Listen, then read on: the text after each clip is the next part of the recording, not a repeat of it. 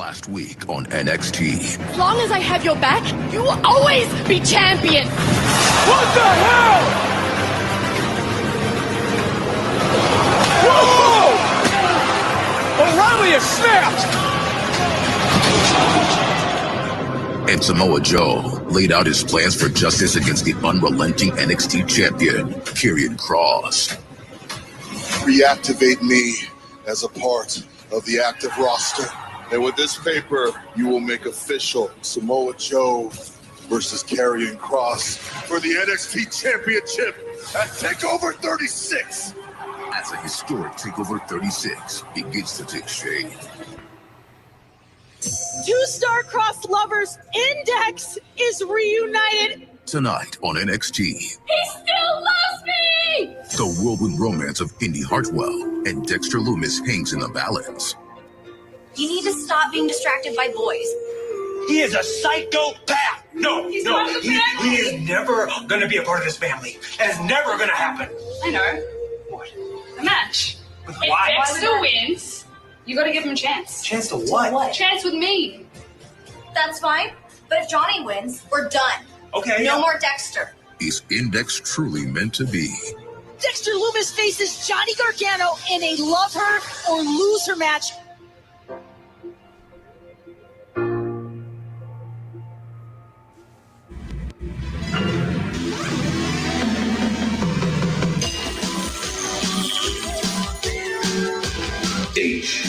HMG, the recognized symbol of excellence in sports entertainment.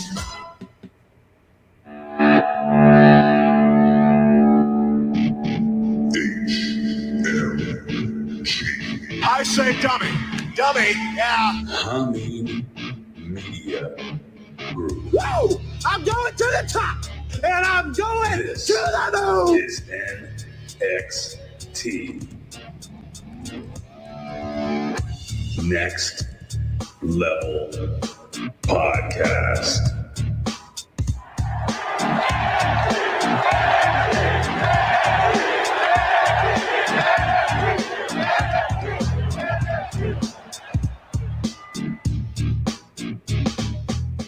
Good morning, ladies and gentlemen.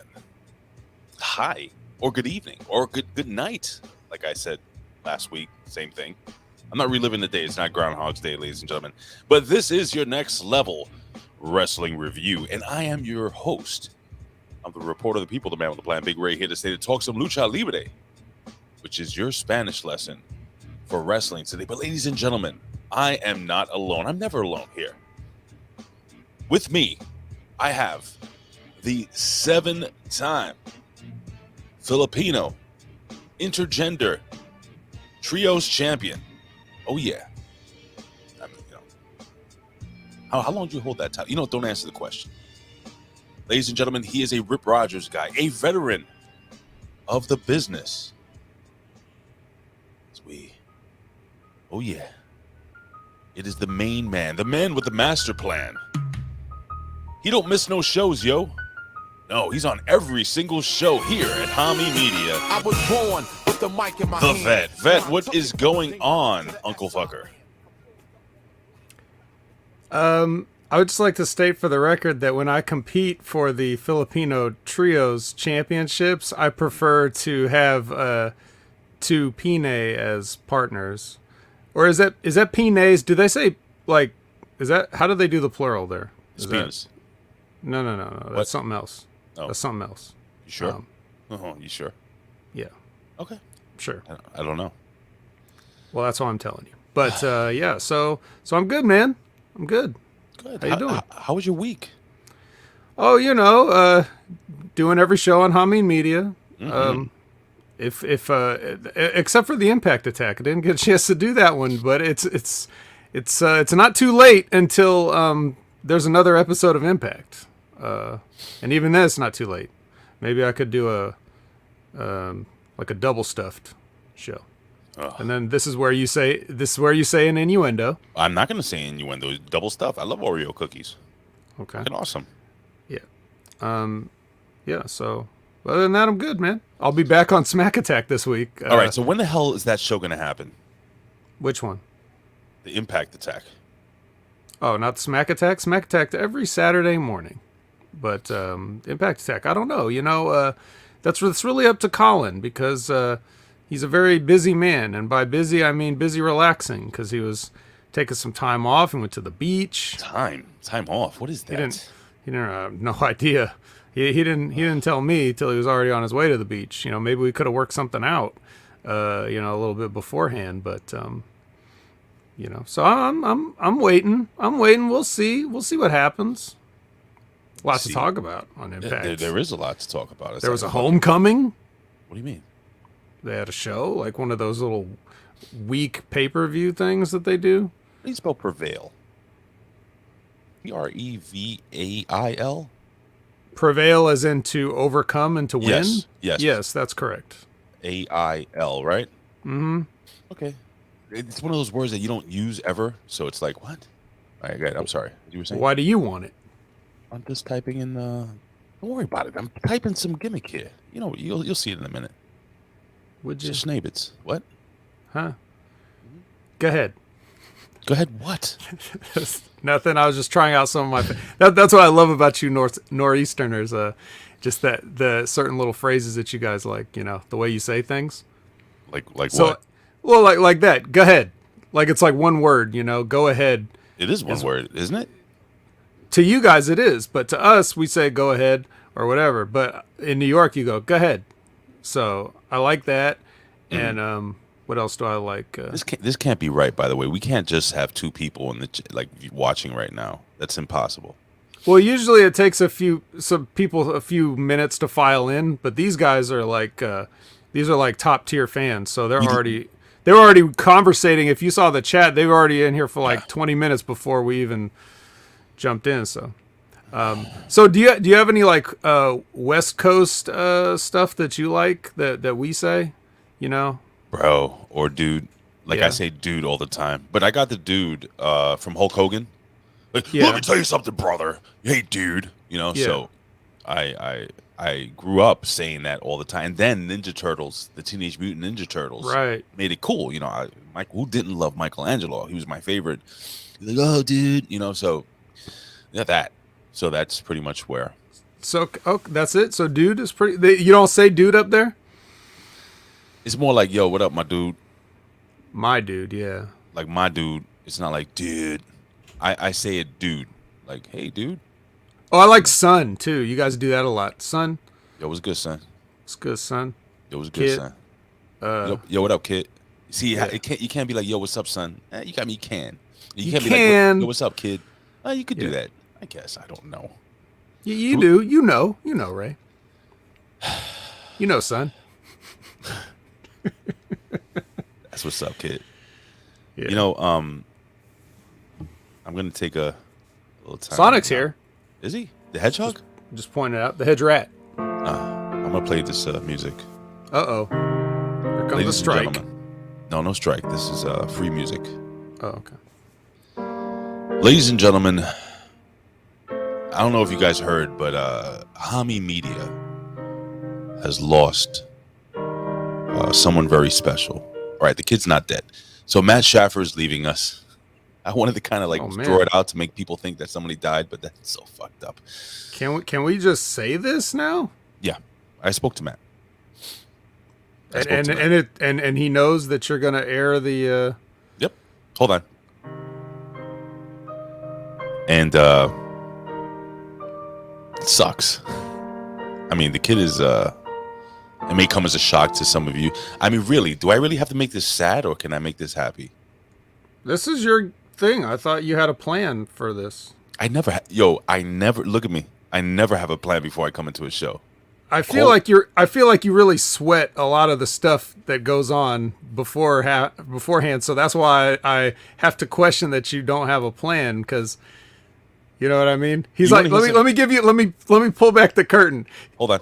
Ray texted me. Oh, sorry. Yeah, this isn't the sad part. There's nothing sad about this. Well, maybe a little bit, but not that kind of sad. It's a different kind of sad. I play the music quietly. Yeah, he texted me telling me how tired he is getting off of work, and how he'll text me the link in the morning, and then like 2 minutes later he texts me the link. Oh, that's just not fair.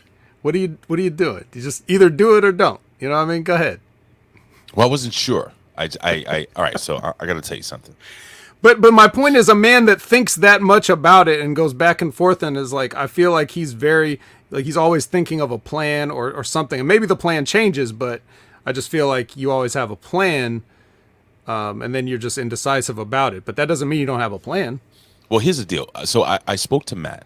We video chatted about 2 or 3 days ago, actually. Okay. Matt wanted to reach out to me personally, which I love the fact that he wanted to just not call me, like, speak to me face to face, and that was cool. And by the way, I am congested as a fucker because Jennifer likes. There's certain settings on the air conditioning, and it's still pretty like comfortable here in New York City. And there's a setting that it goes beyond the coldest. It's like a fucking picture of a penguin dying in the cold. Oh. So that's what she puts. You like that, don't you? That's right. Of course you do.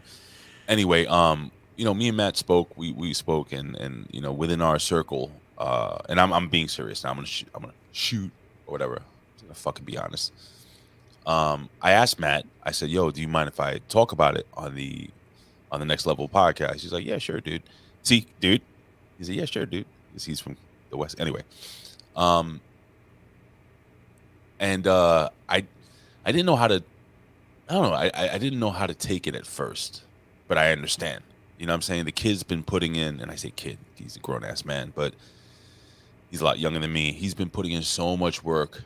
I remember when I was on WZ, WrestleZone with Ben Hameen, he would always, put in comments and stuff. And it's funny because it's been so long that I can't remember how, but I'm pretty sure, almost 99.9% that I helped bring him in, this young guy that had a lot of great fucking ideas and was just really cool and down to earth and a little zany, a little wacky, but super intelligent and extremely creative. And this is what I love to do. Ben was putting over how he loves to see somebody grow, and guys like Jarrow and fucking Rick Vickery and guys that never did anything like this before. There was just something special in Matt, and I did nothing. Matt did all the work himself, and it's not easy, but yes, Matt is. I got a cough. Hold on. Oh wow, I took the cough button off too early. See, us here as a let's say as a business, we're gonna miss Matt because Matt puts forth so much work you guys have absolutely no fucking clue. And people who don't produce or people who don't create, like content creators like myself and Ben and Colin, and we joke around with Colin, but Colin has a very, very, very busy schedule. And it's hard, man. It's hard. It takes a lot of fucking work, a lot of effort, a lot of creativity, a lot of time. And Matt took this little opportunity and he made a career out of it. He said, oh, dude, I'm going back to school. And he went back to school. Dude, I want to do this in my life. And he did this. He got up and he moved. Like this dude did his thing. And me and Matt have a big brother, little brother type relationship where he fucking annoys me. And I know I piss him off too. And we've gone back and forth. Even live on air, we've gone on back and forth. But there's one thing I will say, 1,000%. I respect him. He respects me. I love that kid, and that kid loves me. When it comes down to it and shit hits the fan, that's my little brother. And, I saw him grow from this to, I can't wait to see where he's going, because I genuinely believe, and I know Matt's probably going to listen to this one. Matt, wherever you go, whatever you do, whatever you put your mind to, I know 1,000% you are going to succeed, and you're going to do so much better than you even believe you could do. And Matt is the perfect example of anyone who wants to take initiative in their life and make moves and changes and do something positive. Matt's a great fucking guy, and we are going to miss him so incredibly terribly. So with that being said, your wish of being the co-host on the AEW show may in fact come true. That wasn't necessarily how I wanted it to go down. I just wanted to be a guest one time, but So, I mean, can we share what he told you as far as, you know? All I say is this: that Matt's workload. You know, Matt's making moves. That's what I'm gonna say. I can't say too much. He's making moves. You know, for his career, for his life. So people don't understand. You're producing Stevie Ray TV. You're producing, you know, multiple shows. You're doing, you know, promotional work, so on and so forth. This shit ain't, you know, ain't easy. You know, he's got to focus in on himself. So I don't know if Matt is gone permanently, because Jarrow was gone permanently. Billy Ray was gone permanently. You always get the itch, and when you get that itch, this place is always home. You know what I mean? So he could come back. But I don't know if you want to add anything, man, because Matt, like I said, he's a special guy, bro, and he adds a ton to this. Oh, by the way, I just have to put out there, ladies and gentlemen, today is backwards day, so we are gonna actually do what the vet asked me to do. Is it commanded? You were all here. You heard it. What? There was no commanding. It was on our show last week. We're gonna do NXT first, and then we're gonna go into the 3 count, which is okay. Like, whoa! I'm stepping way out of my comfort zone, dude. It's all right. It'll be the same as the old way, except different. Not really. But yeah, unfortunately, I can't really add too much to what you said because I have not really got a chance to interact with MSG too much. Just a little tiny little bit here and there, maybe. So looks like I better try to get on that show tomorrow in case that could be the last chance. But what I mean, so that's the other question I had. Do we have a timetable for his departure, and also what will happen to those shows production-wise going forward? All I can say is that he will be on this show this week, on the on Light the Fuse. So I would advise people that love that show, the way it's constructed right now, to tune in this week. I think that's fair to say. Okay. You know, I may know. You know what? I might know what's going to happen, and I might not know. I can share with you off air what's going to happen. I don't know you shouldn't have said that. Well, I don't have. Now everybody's going to feel left out. Then he should. That's have okay. Said it. You shouldn't have said it. Yes. But I don't have that queued up. But the fact is that it should always be queued up.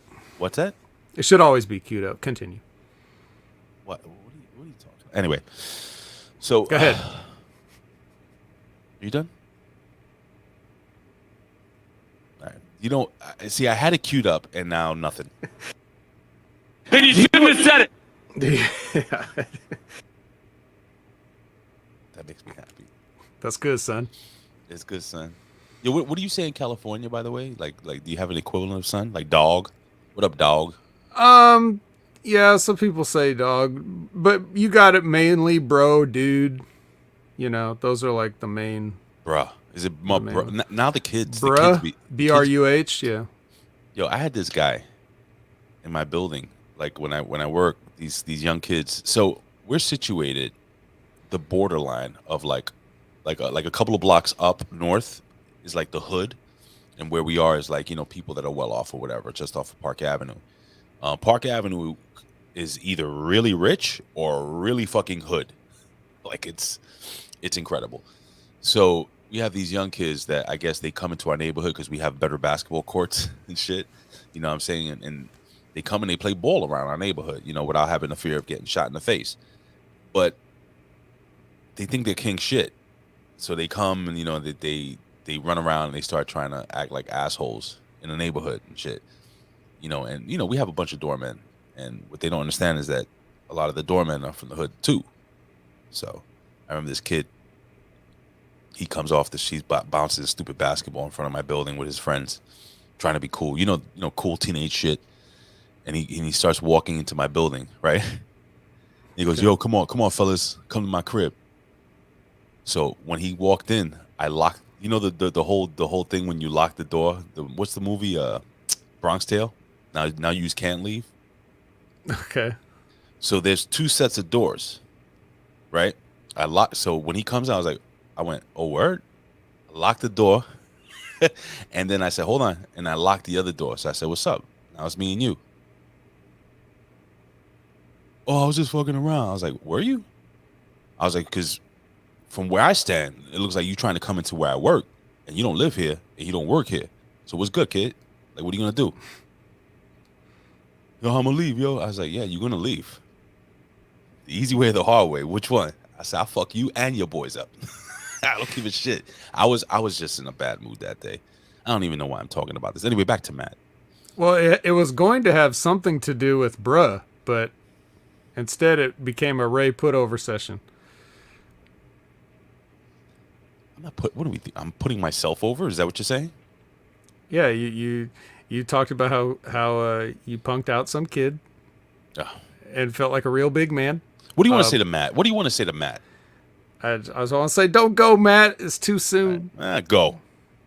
Oh, I want him to go because I want him to do what's best for him. You know what I'm saying? And I want him to just like fucking succeed and do amazing things and just be fucking awesome, dude.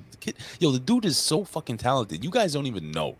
I've had many conversations with him personally, and he's a lot deeper than he even comes across on air. So Matt's a good guy. And one thing I will say, Matt has a great heart. Dead up. Oh, that's another New York thing. Dead up. Yeah. Dead up. Dead ass. Yeah, dead ass. Oh no, dead ass that's the Bronx thing. Oh, it's Bronx located specifically? Okay. More, yo, dead ass kid. You know, with the baseball. You see, when you're dead ass, you see like a picture of a pug with a Yankee hat and some Timbs. I mean, you rarely. I mean, you're from the Bronx when you're wearing Timberlands, unlaced, by the way. With jorts and a very baggy white T-shirt with a Yankee hat, but it can't be on. It has to be kind of tilted to the side. Mm-hmm. In the summer, in 90 degrees. Mm-hmm. Well, that's what the jorts are for. Jorts are very uncomfortable.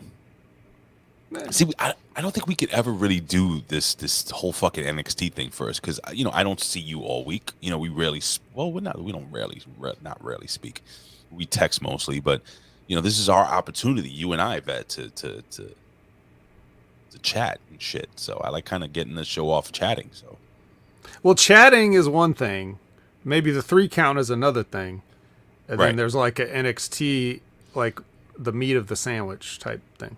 Right. Well, maybe. We'll see. We'll try and see how it goes. It may not go the way we hope it could go, but I think if ever there was a week to try it, it'd be this week because we can pretty much run through this BS pretty damn quick. There's not a lot to say about it, to be honest. I don't know how you felt about it, but that's kind of a little sneak preview of my feelings on the show. It was better than last week, I think. Yeah. I think this week's show there was one match that I actually texted you about, and I was like, I am not interested in this shit at fucking all. So. Okay.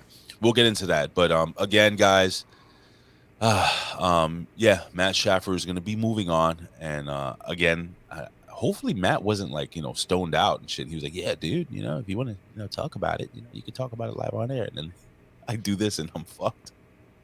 Well, then hit the drop, Ray. You know what button to hit. Then, God, I gotta find the shit, and then you shouldn't have said it. Yeah, I feel like your finger should be resting on it the entire show. You think so? That's just how I think. But I mean, you're the producer, so try to channel in the spirit of Matt. Why don't you try to channel some of that creativity and genius and keep your finger on that shouldn't have said it button. Yeah, that's what she said. Oh, I gotta get that soundbite. Okay. Why don't I have that soundbite? So yes, all right. Media M5 is asking what's happening. You should have tuned in early. Should have been here on time with everyone else, but it's fine. You get a referral. Did you get the referrals in school when you were late or in trouble? You know what a referral is? Yeah, I know what it is. I didn't get them, but yeah, man. So yeah, I would advise everybody who's here to kind of spread the word. I want to get like a really big audience this week for Light the Fuse. If you guys can watch live. If not, listen in and then hit Matt at Matt_Schaffer on Twitter, and let him know how you feel, man. Let him know how much you appreciate him, because again, Matt is the flux capacitor of this fucking time machine, for real. You can say what you want to say about Stevie. You can say what you want to say about Ben, the Wednesday locker rooms, the Big Rays, the Vets, the Collins, and everything like that. I'm going to say this right now. I'm going to fucking put this young man over hard. This dude is the heart of this fucking whole thing, period. And I mean that from the bottom of my goddamn heart. So this is a huge, huge hole to fill. So with that being said, speaking of huge holes that are being filled, get laid anytime soon, or? Wouldn't you like to know, brother? I would like to know. All right, well. You think Colin and the Fiend are getting it on their vacation? Well, like, the Fiend has a lot of more free time since being released, so I would assume that. Yeah. Did you like that picture of me, the Fiend? I'll tell you know what I liked about the picture. That's what I liked about the picture. What's that? With Ben kind of just peeking in. He wasn't even there. He just showed up just as I was kissing Colin on the cheek. It's amazing. Right. All right, ladies and gentlemen, we're going to do this shit backwards. It is Backwards Wednesday here at your Next Level Wrestling Review. Ladies and gentlemen, it is time. I can't believe we're doing this. I feel so off, so weird. But it is time for NXT 8/4 2021. And of course, I play the wrong fucking song. Here we go.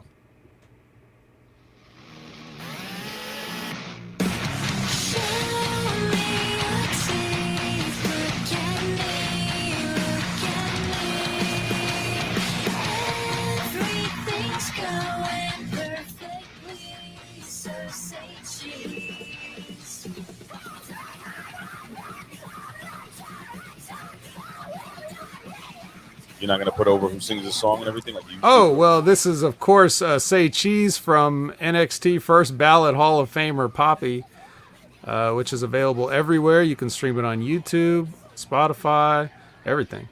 It's right there with one click of a button. Yeah, one click of a button.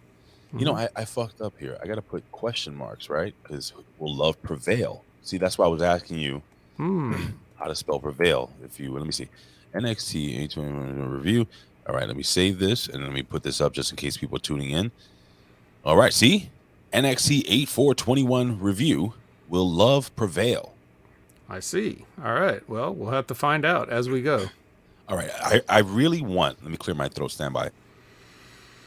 I really want you guys to be honest. Do you like us starting off the show with the NXT review or the 3 count first?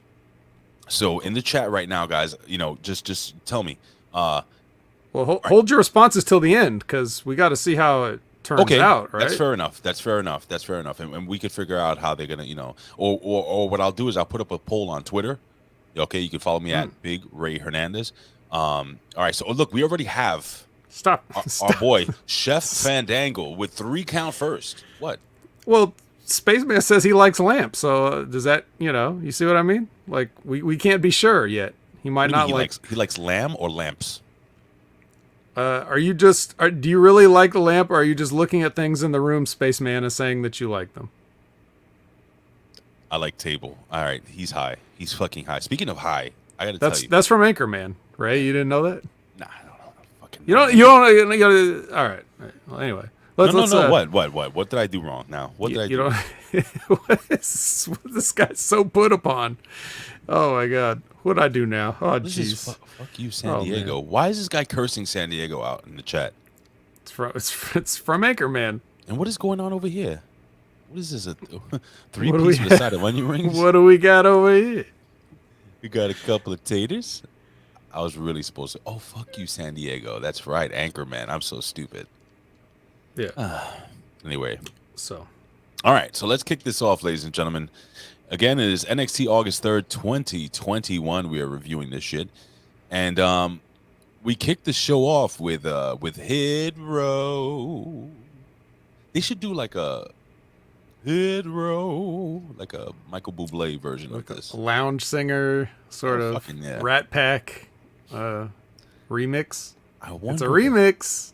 They can do a remix. Fuck a remix, dude. Have fucking William Shatner. Hit Row. You know, do his spoken word. Nice. They could easily get him. How fucking awesome with that? He's a Hall of Fame. Well, I don't even know if he's that. Is he? He probably thinks he's still on the Enterprise at this point of his life.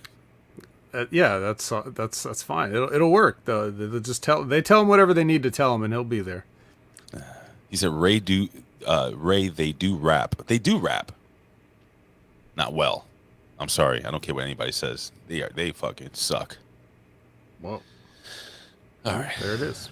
All right, so we got Hit Row versus Legado del Fantasma with Joaquin Wild and Raul Mendoza. That's your Spanish lesson part 2 for the day. Yeah, man. Do you what can you tell the people what Legado de Fantasma means? I don't fucking know. Something about Really? Phantom. Yeah. What does it mean? I know Fantasma is Phantom. I don't know what Legado means. It's like Ghost or whatever. Oh, Legacy of the Ghost.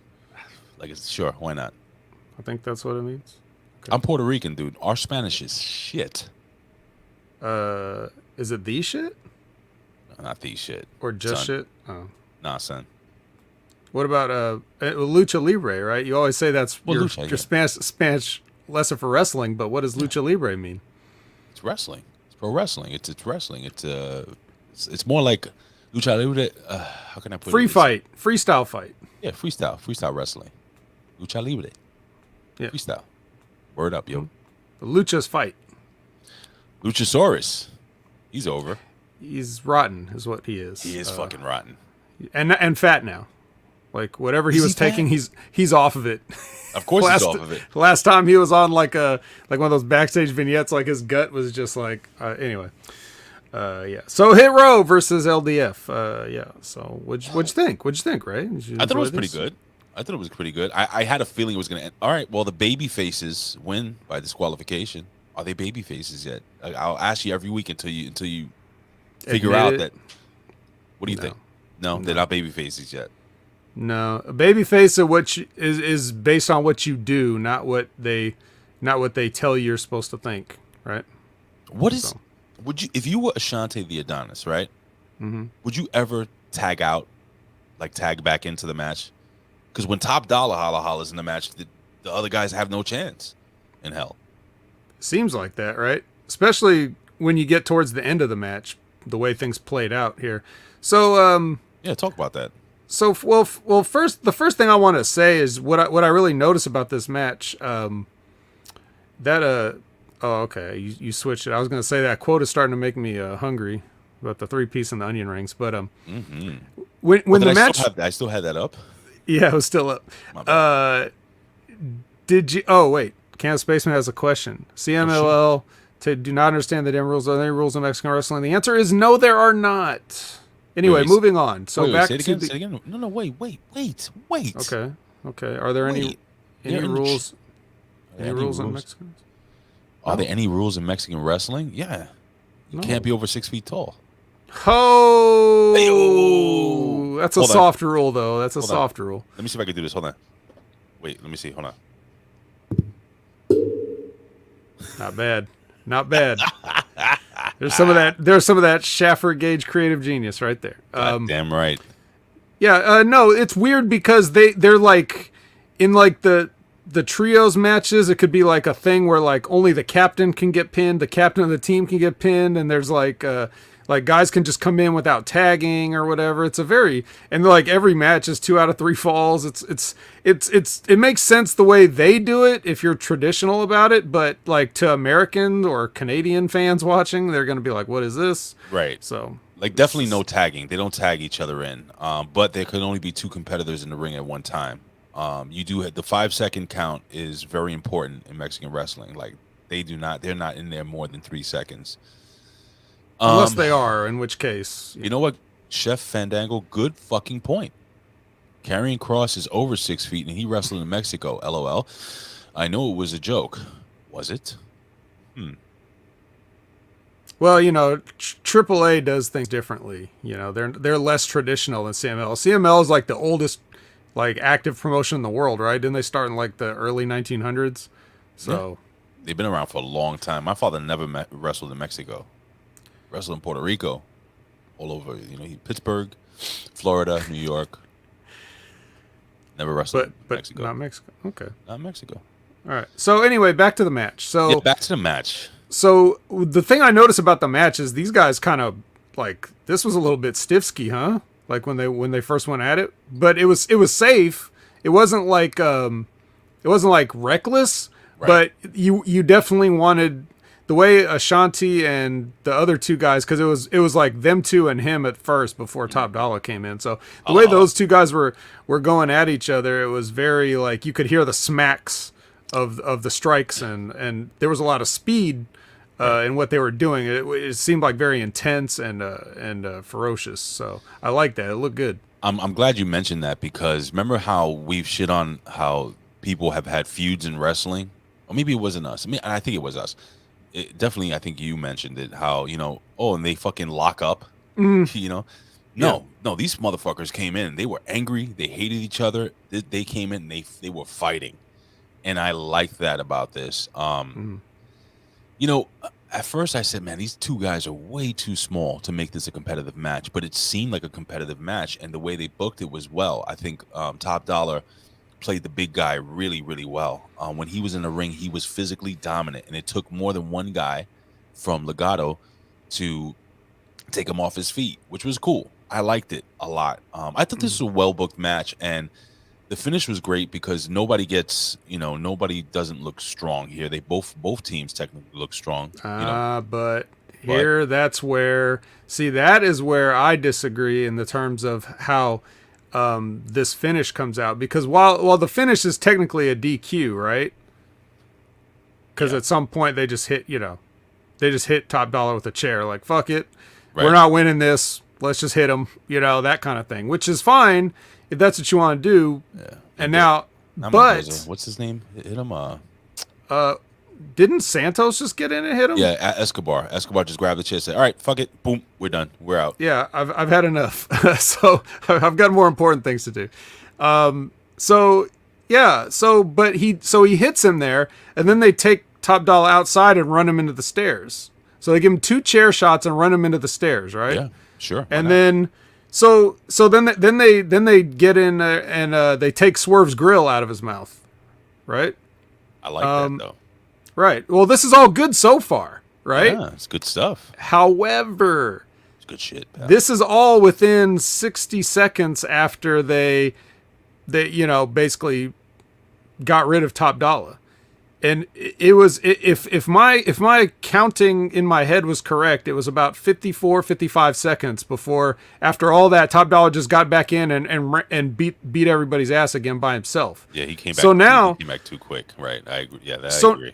Not only did he come back too quick, and so he wasn't selling the head into the stairs thing. Yeah, man. But he also just killed every bit of heat that these guys got, and now it's like, well, why would I want to see more? If you had left the whole team laying, and what if you really want to get some heat, they got no heat is basically what I'm trying to say, because Hit Row basically is like standing tall, with the exception of that they still had Swerve's grill. Hit Row is standing tall over this team, so now it's like, well, I guess we don't need a rematch because these guys are way too good for LDF to beat. Right? So now you took away their heat instantly. You didn't even let their heat last 1 week. You just took it away in 54 seconds. And that's not cool. What would have been good is if you leave Hit Row laying, and now you're like, okay, can they come back and win a different type of match or a different combination of guys or whatever? Right. Or a 6-man, right? Which you could lead to that. Sure. Right. And of course the whole thing is building towards Swerve and Escobar anyway. So if you go... if you go in that direction, and how much heat would they have gotten if not only did they do everything they did to Top Dollar, beat up Swerve and steal his grill, take down Ashanti the Adonis, but what if they got a little physicality on B-Fab too? Oh, that you can't hit a woman, but what if they did? What if they just like hit her with a move or something? Boom. Can you imagine how much heat that would have got? Well, Sonic, I ask a very important question. If he's Top Dollar, then who's bottom dollar? That's gonna be the kid we see later. What's his name? Hold on, let me look at my notes here. Oh God, are we talking about the Baxter, Trey Baxter? That's bottom dollar right there. That is bottom because dollar. there is no money on that. But anyways, so all that aside, Ray, I lay that out now. You get heat on everybody and the chick. Come on, you gonna tell me you don't want to see Hit Row come back from that? Here's the thing. I'm still waiting for there to be a Hernandez type Mexican wrestler. Big Ray Hernandez? Well, no, I'm talking about like Sean Hernandez. Oh, that Hernandez. Like, wouldn't it be great? Dixie Carter plaything Hernandez. Right. Well, allegedly. Well, you know, a great man once told me, if you heard it, it's true. Well, if you read it on the internet, it's possibly true. But, you know, Dixie Carter, you have that old bag in my mind. She's a Facebook friend, actually. I shouldn't talk about her. She's probably watching right now. That beautiful bag. She's like, hey, Shug, don't be talking like that about me. She thinks she added you because she thought you were Hernandez. She probably thought I was Sean, right? That's funny. That's funny. Or at least related. At least related. No wonder I get so many saggy titty pics all the time. Oh, man. Jeez. What? Come on. What? You think you could buy some liftage? Anyway, would you? You're saying. Would you, though? Be honest. Circumstances being just right, I think it's possible. I was talking about Sean Hernandez. But, yeah, Dixie, too. Yeah, that's going to be a pass on the Hernandez, right? Okay, no, I would hope so. I mean, well, you know, it's 2021. So. Yeah, it's 2021, but nonetheless, I mean, it's true. It's just true. So I like Dixie Carter. I think she's very attractive. Thank you, Ray. Continuing on with your point. So, and yes, what's her name? B-Fab. She got involved in this match for the very first time, I think. I don't think she's gotten involved. She, you know, hits I forgot who she hit with a fucking steel chair trying to get them off her boys. That was a thing. Mm-hmm. Look, man, I still think that Legado del Fantasma needs a big bruiser. They need somebody like, who's out there right now, guys, in the chat right now. Give us some ideas. Who could be their enforcer? They need an enforcer. They do not have an enforcer. They need a big guy, preferably Latino, preferably, even more preferably Mexican. Who do you think? Do you have any ideas? I don't know if anybody in the chat's gonna reply right away, but what about you, dude? Bet. It depends who's available. I don't really know who's available, so I'd realistically do it. You could get that one guy. What's his name? Congo Kong. Stop. Nobody. Hey, nobody. Probably not a Mexican. You know him better than I. You could make him Mexican. Could you? Drake Maverick. Drake Maverick. Yeah, the opposite. I think we're going the opposite. Yeah, we need direction. Large, not large personalities. Large people. What's that guy's name? Judas Macias, Ricky something from Judas. Yes, El Macias. Or you know, Mil Muertes now is what he's doing in MLW and that. He'd be like that kind of a guy to go with a top dollar, like as the counterpart. But you know, again, he's in MLW. Plus, he's not getting any younger, so it's not like, you know, Black Taurus.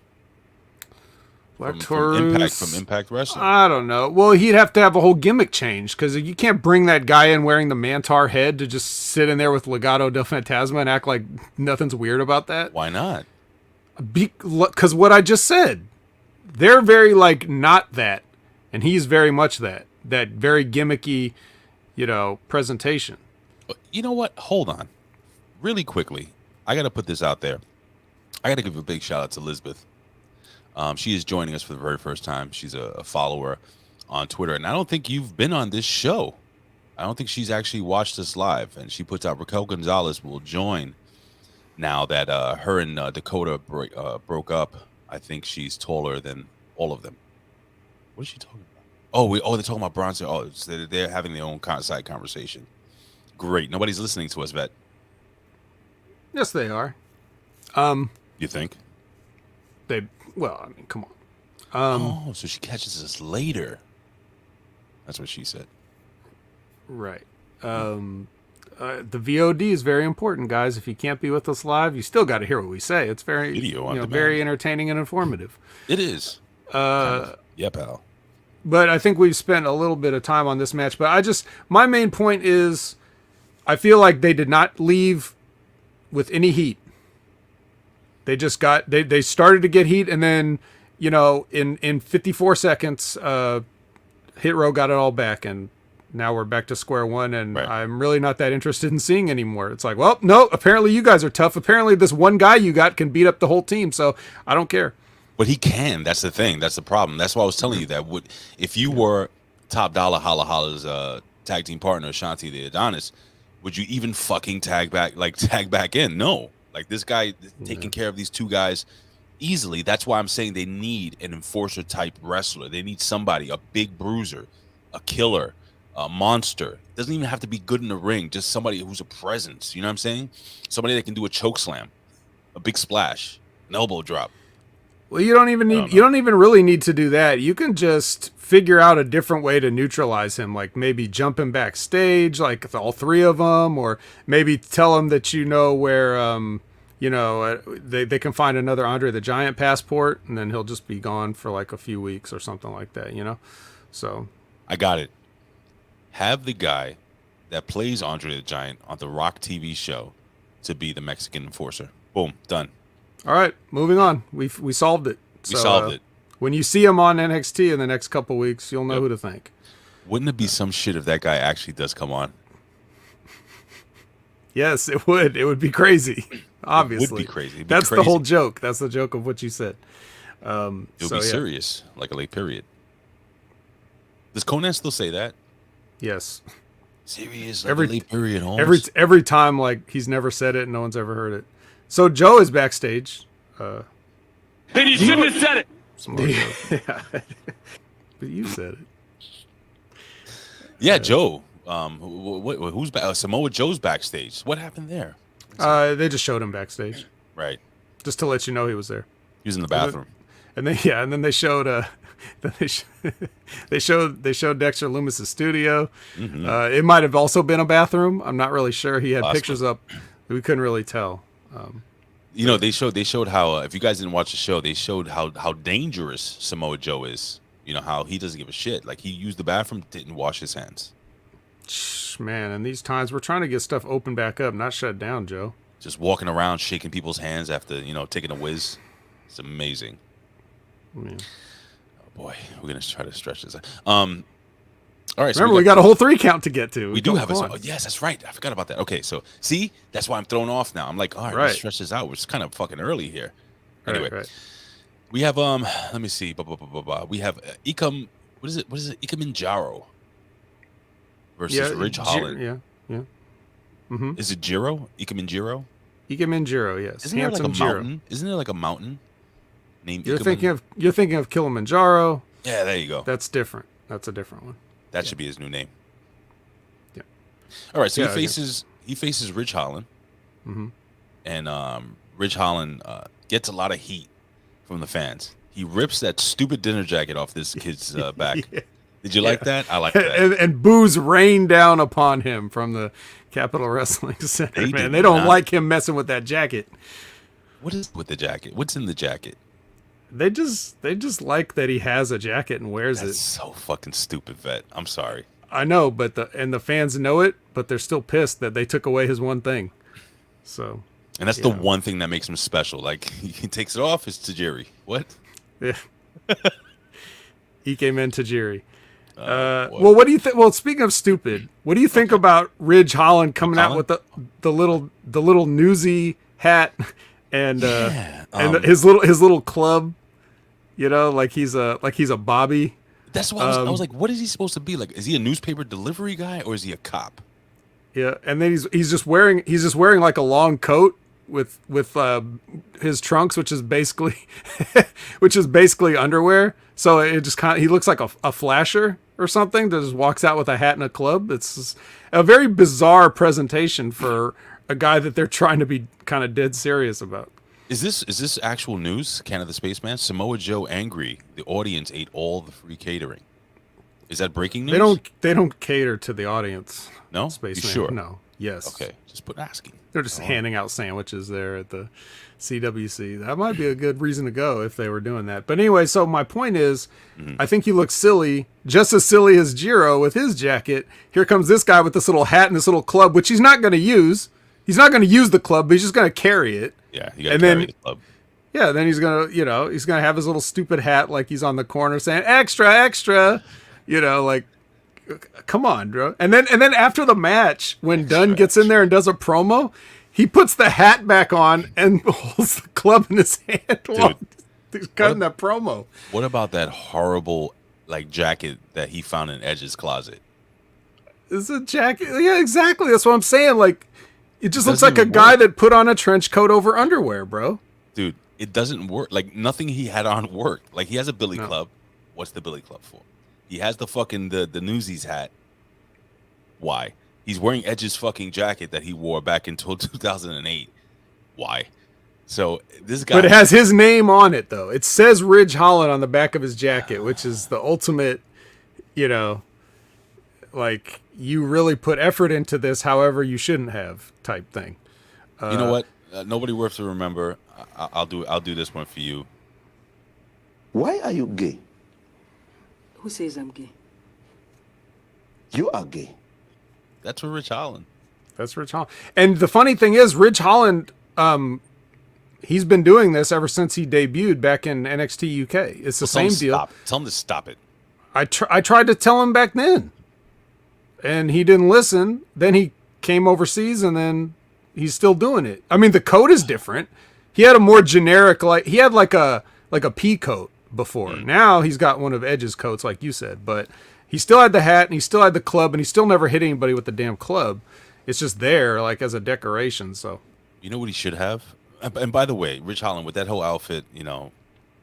Will you stop? Seriously, what he should do is this. All right, so you ever seen that movie? Oh fuck, what's the movie? God darn it, with the boxer from the 1930s or whatever during the Cinderella Man. Cinderella Man. So, Ridge Holland, you want to do this? You can wear the Newsies hat, right?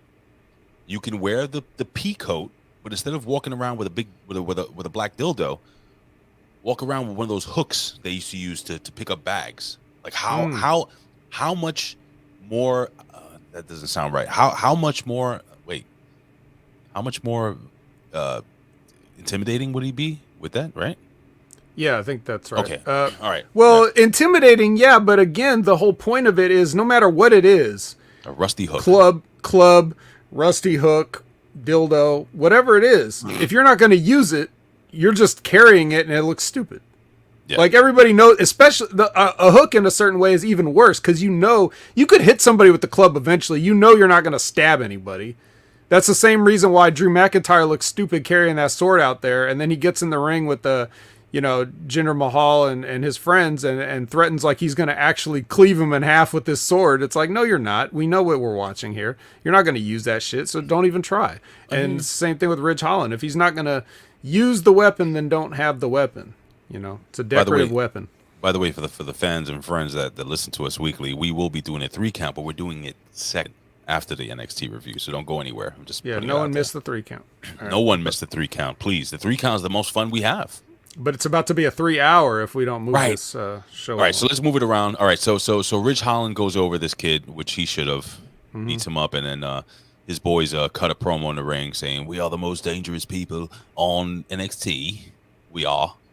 And Holland puts the hat back on. So and the club. Oh God! All right, what do we got here? Post match, we got all right. So we got Frankie Monet backstage. She's with Jessica Maya. Jessica Maya is a weird looking chick. James Gang. Don't forget James Gang. The James Gang. Yeah, she's weird looking. She's like a pug. Who? Jessica Maya.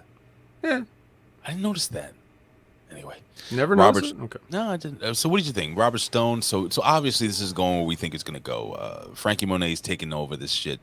You know, you're gonna have fucking Robert Stone doing the whole Baron Corbin gimmick. I think in about a month's time, where he's out of work. He already did that gimmick. You don't remember this? Oh, because you weren't watching. This is before. This happened before, where he was basically like destitute and broke, which basically meant that his hair was messed up and his shirt was unbuttoned just because he couldn't get anything going. And then do you know why they do that?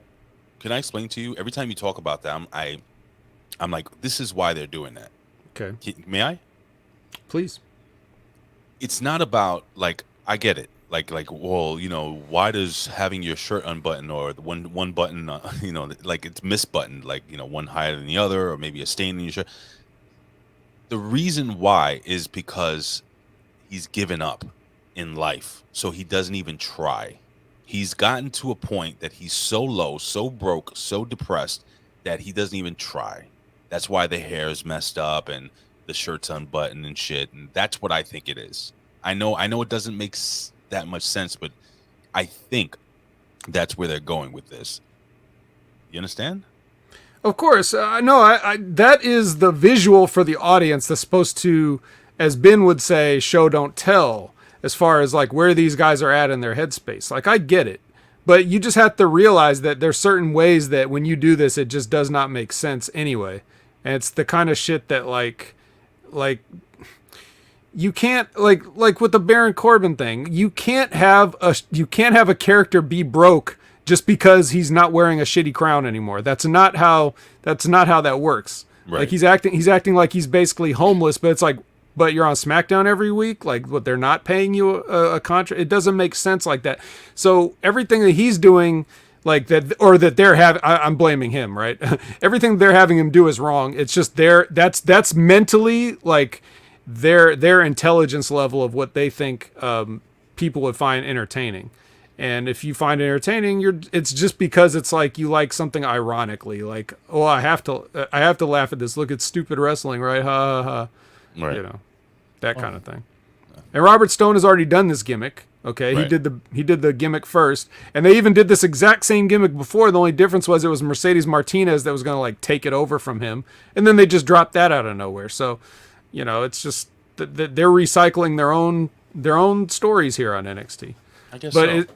It seems new to you though, Ray, because you weren't watching back then, right? So well, you that's didn't the know. thing. I had no idea what was going on. So this is new. This is new to me.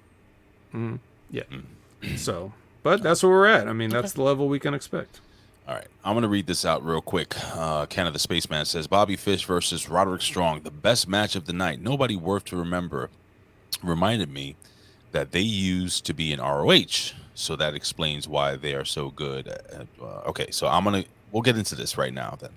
We're close to it. We're close to it. Just real quick before that, they had a package on Strong Fish, and then they also did the little profile for Trey Baxter, in which he says he lives an all heart lifestyle, and which mean, Red Heart.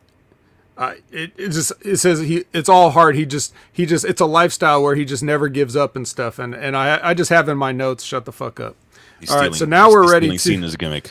Yeah, now we're ready to move on to the quote money match, according to Malcolm Bivens of Strong First Fish, which is not the main event, even though it's a money match. But here it is, Ray. Say what you want to say about it. You've been holding on to this, and it's time for you to let loose. Well, before I do that, I have to plug that tonight at 9 p.m. Eastern Standard Time, I'm going to be on live for the very first time. Now, I've been friends with Billy Ray Valentine for 25 years, and we are going to be live talking aliens, UFOs, so on and so forth, on the Infinite Fringe.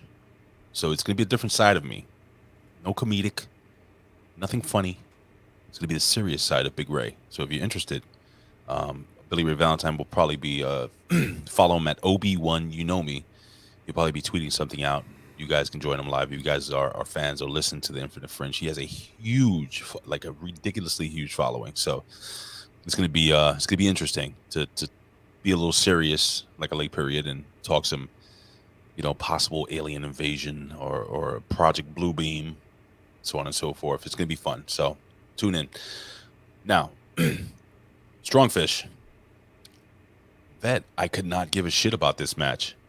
I did not care. Was it a good match? Technically, it was a very good match. I thought the guys worked very, very well. By the way, Roderick Strong, he wins. He hits him with the fucking the gimmick, the heart attack. What do you call it? The backbreaker, whatever it's called, the shocker. End of heartache. That's something else. Yeah, end of heartache. Hits him with the shocker. You know what the shocker is? Yes. Anyway, okay. Colin knows very well. And I even texted you during this. Like, I was on my lunch break or my dinner break at work, and I usually watch NXT for the hour, and then I watch the second hour as I go home. Mm-hmm. And I don't have anything invested into this. Like, I don't care about Fish. I don't care about Roderick Strong. I don't care about the Diamond Mine. I don't think they're good. the Japanese guy is still standing there. Oh, he's gonna take off his jacket. What is he gonna do? He's gonna do something good. Is he? Is he just gonna literally like? What is that guy's deal, Vet? Look, Vet. Maybe I'm watching this feud through prejudiced eyes, I guess, because I just don't care about these two guys. Explain to me, like why was this so great? I don't think you're wrong, Ray. I think it's more like a case of the structure of the show and the booking and the promotion has sort of let these guys down. Because Fish was out, and he kind of sat out the whole implosion of the Undisputed Era thing. Right. Like it was all with the other three guys, right. And he was just not there.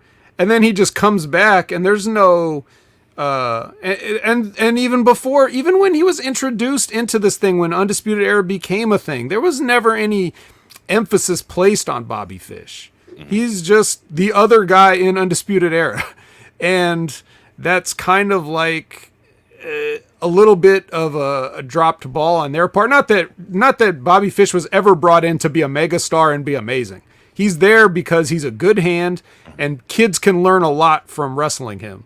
You know, that's what it's really about. It's like, this is some of the guys in NXT that they sign is not because they think they're going to be printing money with them. Right. You know, you sign a guy like Adam Cole because you think that there's money there. You sign a guy like Bobby Fish so that he can help be a player coach and get something out of the young guys that you think is money there. Right. But Bobby Fish was never going to be the money. That being said, that doesn't mean that he shouldn't get any sort of promotion or any sort of like stories or any reason for us to care about him, because now he just walks back in, Undisputed Era's broken up, he punches a few people in the face, you know, here and there, and then he just has these matches. But we don't really know anything about Bobby Fish. You know, even if you know Bobby Fish, like from Ring of Honor and stuff like some of us do, you still don't know anything about Bobby Fish because he was just in a tag team there for the most part with O'Reilly. So it's more like NXT is not given you the proper motivation to care about these guys. Mm-hmm. It's damn near a cold match, to be honest. And even the Diamond Mine, which is something you could definitely, you could say that that's something they want to go with and build, because you got younger guys like a Tyler Russ is relatively young, and the mysterious Japanese man that you know is going to do something cool. What's his name? What's his background? What does he do? I think they said his name once, but I mean, that's the thing. Like, they're not even really promoting the Diamond Mine as hard as they could, because it seems like they're on TV at best every other week. Yeah. So they're really not helping anybody out with this, which is why you feel the way you feel, in my opinion. And that's why I can sort of agree with you. And I kind of feel the same. Like, yeah, it shouldn't be like some takeover main event, right, but it should feel a little bit better than a throwaway match in the middle of a random NXT too. Well, is this going to be a situation where it's like, if you can't beat him, join him? Do you think Bobby Fish is going to join the Diamond Mine eventually? I mean, he could. Yeah, and I could care less if he does or doesn't. Yeah, but I don't even think they have that much planned for it.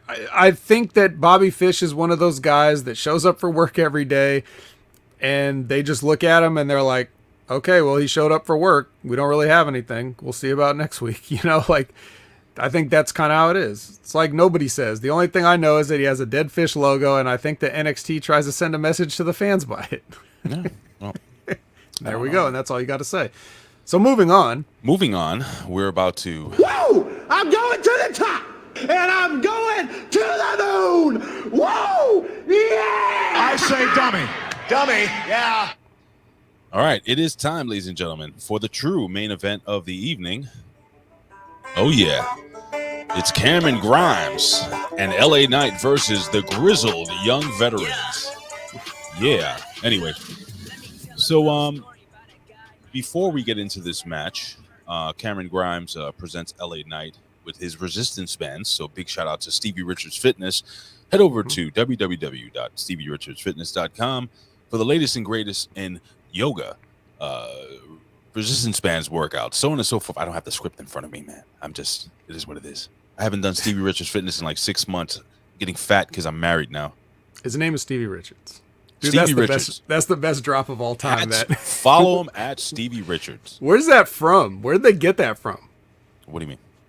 The one where the drop that Ben always uses, his name is Stevie Richards. What is that fucking from? It's like some infomercial or something, or like a profile on him, but I don't know. The only drop I have where'd they get it? The only drop I have is this one. So what's it gonna be, man? Great Come on, point. man. Come on, man. Get with it. That's a good one too. That's a nice drop. Maybe I should cut out the first part of it. Just have Stevie Richards. Like, where should I cut it off? Let me play it again. Hold on. So what's it gonna be, man? Great Come on, point. man. Come on, man. Get with it. So just like a come on, man, maybe. What's it gonna be, man? Come on, man. Get with And then cut Ben's come on, man off. I don't know. Figure it out. I love it. Stevie Richards. That's another guy, man. I genuinely like. I like that guy. He's a good man. Yeah. Very, very good man. Anyway, alrighty. So, so backstage, okay, Cameron Grimes is hands him the fucking bands, the gimmicks, and LA Knight says that do you have my back? As long as I have my back, I'll have your back. I'm a man of my word. They go back and forth, and then he makes him polish his shoes with some homoerotic shit. So, it was a little. Gay! But neither here nor there. LA Knight, they go to the ring, and then Grizzled Young Veterans, they cut a promo. What did you think of, as they're walking to the ring, what did you think of the Grizzled Young Veterans promo? What's really funny is I used to have a joke, like a long-running joke on my old podcast that James Drake wasn't allowed to speak. And that was true. And then as soon as you started watching NXT, now he's cutting promos all over the place. So, but I like these guys. They get the kind of heat that heels should get. There's just something about them that's very annoying. And I don't see them turning into baby faces due to respect anytime soon. Well, I got to tell you, I said to myself, are they young? So I looked up their ages. So the bald-headed guy, that's which one is that one? That's Zach Gibson. He's 30. He's 30, and the other kid is 28. So pretty young, relatively young. In wrestling terms, like, people don't understand. Like, if I'm correct me if I'm wrong, but a lot of big-time wrestlers, most of them, they hit their stride like well into their 30s, like almost their 40s. Because for most people, that's how long it takes for them to get a grasp of what they're supposed to be doing. Right, like you see, like, somebody in their prime. Like Hulk Hogan in his prime. How old was Hogan when he was in the 80s? Like around 33, 34. Right? Ric Flair. Yep. Late 30s. Like, think about all the the wrestlers that when they came over from the AWA to the WWF, during the growth of the WWF's worldwide expansion, guys like Tito Santana, King Kong Bundy, Big John Studd, all these people, they came over the Iron Sheik, and they already had careers that they had been wrestling for like 15 years already. You know what I'm saying? Yeah, because in those days, that's how long it would take you, because there wasn't necessarily wrestling schools, and you basically had to learn through trial and error, like going around territories and just picking up whatever you could. And a lot of guys weren't trying to help you, so it was even harder to get the scraps of information that you needed to become like a total pro. There's guys now, like every once in a while, there's rare cases of like just youth geniuses. You know what I mean? Like there's guys like Randy Orton or whatever was a genius at his early 20s. Okada, Jay White now, like these are like young geniuses, but like most guys take like about a good 8 to 10 years before they really start to get it, if they ever get it. And some guys never get it. Right. So that's why like a guy like Dwayne Johnson is such an anomaly. Dwayne, when he was doing the whole eyebrow gimmick with the $1,000 shirts or $5,000 shirts and the $1,000 shoes and all this shit, he was still, I think, in his early 20s. He was still in his 20s. Now, a guy like Stone Cold Steve Austin already had a career wrestling, for WCW, going to ECW, then coming over to WWE. He wrestled there for another year before he dropped the $1 million gimmick, and then he became Stone Cold Steve Austin. So he was already, but not that long. Only 8 years for Steve Austin. It's weird, people forget that Stone Cold really wasn't on top that long. He was But- on top from, you want to say, if you want to count his first world title, he was only on top for like 5 years. Yeah. But now and he only wrestled 8 years before that, which, as we've stated multiple times, Aaliyah's had a longer run in NXT than Steve Austin. Well, and the thing is that that's why people, they shit on John Cena, but John Cena did it for over 12 years. He was the man for 12 years. The Rock. Why are we talking about John Cena? We're supposed to be talking about the grizzled young veterans. Oh, okay, all right. And Zach Gibson at the age of 30, like, he's one of those guys that I think has picked it up relatively quickly. He's got something there. Don't you call them the boring guys? No, that's Pete Dunne and them. It's so funny. I mix them all up. They all look the same to me. Mm-hmm. Is what it which is. Which Oney Lorcan is American, but for some reason he's always grouped in with those English guys. Are you shitting me? Oney Lorcan? Yeah. He's from like Boston or some shit. Is he really? Yes. But he's a guy that he's in the old James Drake spot of not being allowed to talk very much. So that's why you never really get to hear him. But yeah, no. Yeah. That's interesting, man. I thought for some reason you're right. He is from Boston. Yeah. You ever go to Boston? No. I used to date a girl. I used to date a girl from Salem, New Hampshire. Does she talk like that? Well, here's the funny thing. So we started dating. She lived in New York. She was an NYU student, and she became a teacher. So she was here for a bunch of years, and we dated like for a while. We actually lived together for some time. But when I would go to visit her family, it would be like, "Hey Ray, let's jump into the car, go to the ballpark. It's gonna be wicked awesome. It's gonna be a pisser." I'm like, fuck out of here. And they would tell me, that I had a New York accent, but it was just like, oh, Boston. It's not Boston, it's Boston. So, yeah. Should I do the entire podcast with my Boston accent? If you think you can. I think I can. Oh yeah, it's wicked, awesome. Anyway, so Grizzled Young Veterans, they win. Yeah. Why did they win? Because that bastard LA Knight just abandoned Cameron Grimes. What? You know what? I say dummy. Dummy, yeah. What an asshole. Cameron Grimes, he made him wrestle in his fucking butler Tuxedo. gimmick. Yeah. How difficult is that as a performer, honestly? Never having wrestled in a tuxedo, I can't say for sure. All right, so but having wrestled, would you find that to be? I would find it difficult to play basketball in a tuxedo. In a tuxedo, or box in a tuxedo.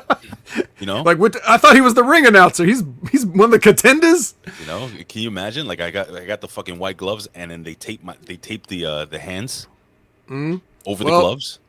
I would advise this. Okay. If you ever find yourself in one of those situations, then that's where you got to learn to work, kid. Mm-hmm. 'Cause you're obviously not going to have your match with your 450s and tope suicidas and stuff when you're wearing a full tuxedo. So learn to work. What does the hairpiece have to do with this? So anyway, Cameron Grimes gets beat in his tuxedo, and he does. Well, I like the way they did this. And then what happens after that, Ray? Well, really quickly, I just want to get this in real quick. I like how LA Knight's a dick, and and Cameron Grimes goes to tag him. Obviously, he does the fucking heel thing. He jumps off the apron, go fuck yourself. Cameron Grimes fires up, and at one point, I actually thought he was gonna. You believed, didn't you? I believed he was gonna win the match. I said, "Yo, this dude's gonna beat them. He's gonna hit the double." No, but double team. They hit the big gimmick on him, and too grizzled. They're too grizzled. Too grizzled, too young. Can't beat them that easy. And they're still veterans. They're veterans, dude. Not like they've you. been at this for, kind of like me. That's my name here, Grizzled Young Me. Well, anyway. Yeah. But what happened after the match? After the match, the $1 Million Man, Ted DiBiase, comes to the ring. And he kind of, he comforts Cameron Grimes. He gives advice to Cameron Grimes. And I actually like this. I thought it felt genuine to me. You know what I liked? The Grizzled Young Veterans are leaving. Their music is playing, right? This is one of the very first times in forever that somebody came to the ring and they didn't hit their music. Right. Isn't that what I always say? You do always. They're listening to us, brother. Yeah. Did anybody else notice that out there in next level land? Oh, they didn't watch. They only wait for us to talk about it. But here my question is: would it have been better? Because it seems weird if he just walks out there and like helps him to the back. I mean, I get that, but it also seems like couldn't they have done that like maybe when he comes back to the back or something? Like maybe this would be a scene where he like finds him on a bench, because it was weird. It's like it was left for the camera mic to pick up. Right. So like the people in attendance couldn't hear what Ted DiBiase was saying. We could barely hear it on TV. So like maybe this could have been one of those scenes where he's like sitting on a locker room bench and then Ted DiBiase comes up and says it, and then we can more clearly hear it. Maybe it'd be that kind of a thing. I think you could go either way, but well, you know, if you're sitting in the audience watching this, I think they built it up to a point where we know that Ted DiBiase is starting to have kind of like, you know, heart, like he's kind of caring for this kid. He wants to take this kid under his wing. Because remember, he showed up last week or the week before at the golf course, giving the kid, you know, giving Grimes advice. Like, you don't have to take this shit. So just, and I think Grimes did a great job at selling his sadness and you know, kind of looking. Oh, that's another thing. When he was cutting the promo, Cameron Grimes backstage with LA Knight, I liked how he got serious. And we heard a different side of Cameron Grimes. And for those who don't know, you just watch the show. You'll see what I'm saying. I thought this was really well done. I thought this was a great segment all together. What? What? Huh? Did you whisper something? I don't think so. I don't recall. But yeah, I just this is a good point by nobody. It's something I was thinking, which it could be also like a thing where they could be trying to play a long game where he ends up turning on Cameron Grimes anyway, like he was with LA Knight all along, and that was part of the torture process. But you know, we'll see if they go that. We'll see if they go that route. Because it would be great. Like he's telling him, hey man, you got to stand up for yourself and you got to do this or whatever. And then maybe he stands up for it, and then LA Knight sues him for breach of contract, and then they he gets all his billions of dollars that he made off of Dogecoin and GameStop and stuff. Sure, but I'm gonna read it out. $1 Million Man should never be a babyface. Never. This is the worst character change in every genre. But you know, to shoot that $1 Million Man is like a minister. So I don't know. People do change. Doesn't matter though. What are you on TV? Is he a minister on TV? I got you. So, all right. So anyway, one of the. Let me see. We get a video package recapping Samoa Joe's NXT return, which was kind of cool to go back and watch that. Dude, I really like this next segment. I was gonna play it, but it's too long. Yeah, I'm not. Dakota Kai turning on Raquel Gonzalez. I don't know how you feel about this. I thought this was a great pre-tape promo segment or whatever. Dakota Kai explaining why she did what she did to Raquel Gonzalez. I think for somebody who is watching NXT for the first time, they can fully understand what this feud is about. And I thought Dakota Kai did a fantastic job at being believable. I thought this was great, man. What did you think? It was fine, except for I would have left out the Bill Cosby part. What Bill Cosby? When she says, I brought you into this world and I'll take you out. I put you into this world and I'll take you out. Bill Cosby with the jello pudding pops. Yeah. Cuckoo, cuckoo. In the Kodak film. Yeah. In the Kodak. What? Kodak. Oh, that's right. Wow. For those under the age of 35, you have no idea what Kodak film is, do you? Yeah, right. So there's that, and then other than that, it was fine. But it is this was a well produced interview thing.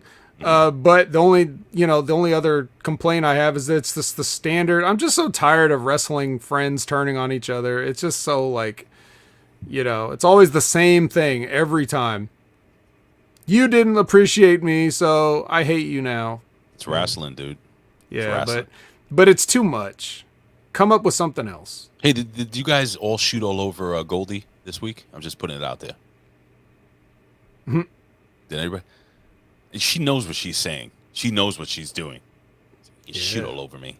Yeah. I don't care. Shoot all over my face. She literally said that. Good for you. Right. Anyway.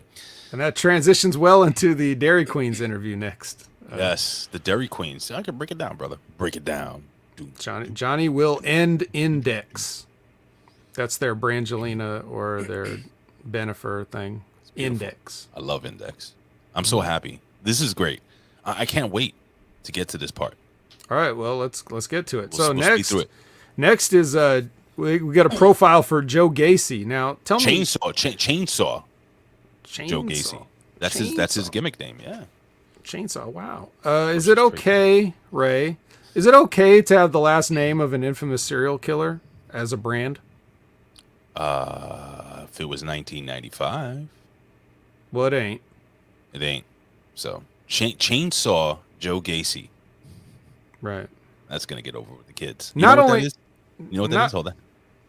This is such good shit. Sorry.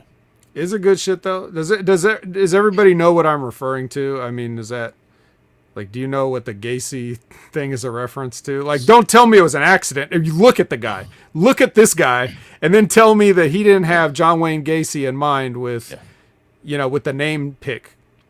So yeah, I wouldn't. You know, really wouldn't go with it. He's the only 6 foot guy in that ring that looks small.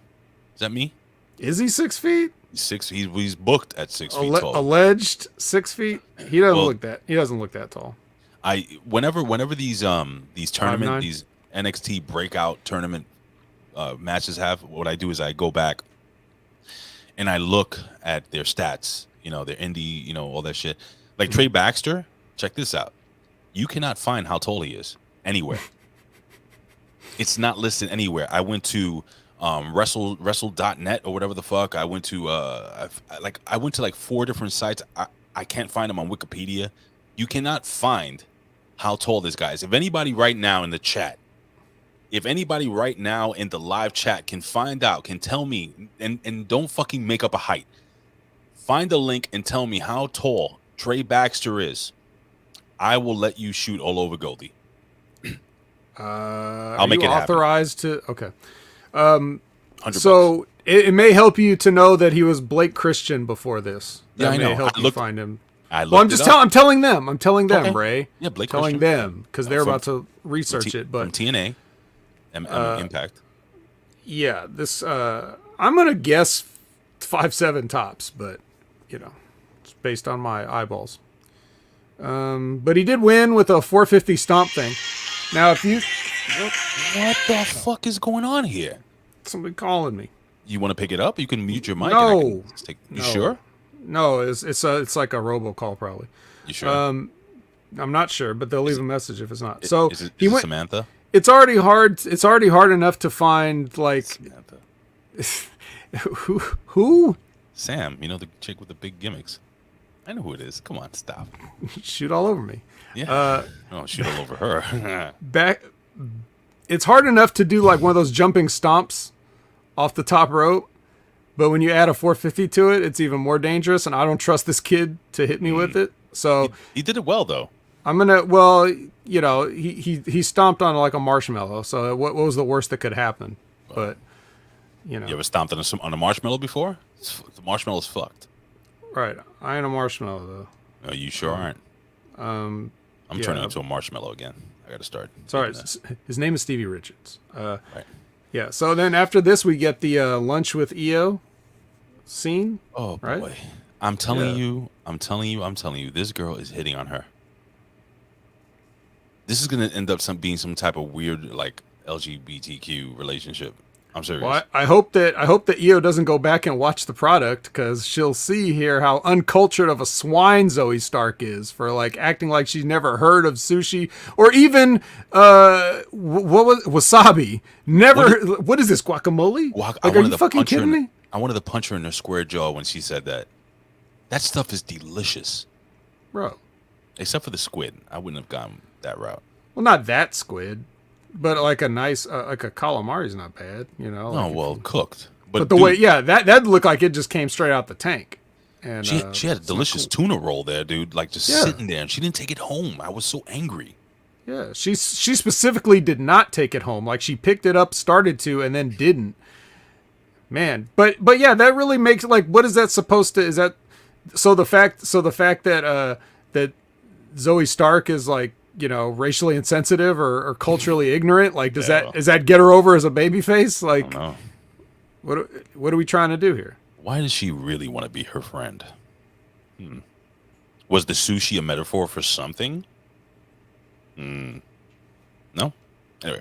Well, I don't know what kind of women you date, Ray, but hey, listen, I grew up in the hood, man. Hey. I don't think everybody washes. Listen, I wanted to go back real quick. Did you like? Man. No, just real quick. Trey Baxter and this guy. Any of these guys stick out to you? You think they're going to be anything special? I don't. No. Okay. But it is interesting that they're going with it's gonna be in the next round. It's gonna be Baxter versus Odyssey Jones, which that's like a weird. I kind of thought Gacy would win just so you could have the heel baby thing, and no, they don't care about that. They're just going with the. They're doing big small. You notice that? Big guy versus small guy. Big guy versus small guy. It'll probably end up being a small guy versus a big guy, and then the small guy is going to go over. No, it should be Odyssey versus Duke Hudson. That's where it should. That's the match right there. They won't do it. I bet they will. Watch. You think so? Mm-hmm. Well, we'll see. You got to hear. We can all go check the tapes, but we have tapes. Does anybody know what tapes are? This is a tape. It's a YouTube tape. Is it? Mm-hmm. And you go to YouTube and pop it in your little virtual VCR every time you click the play button. Does anybody know what a VCR is? I'm just saying. Yes, they do.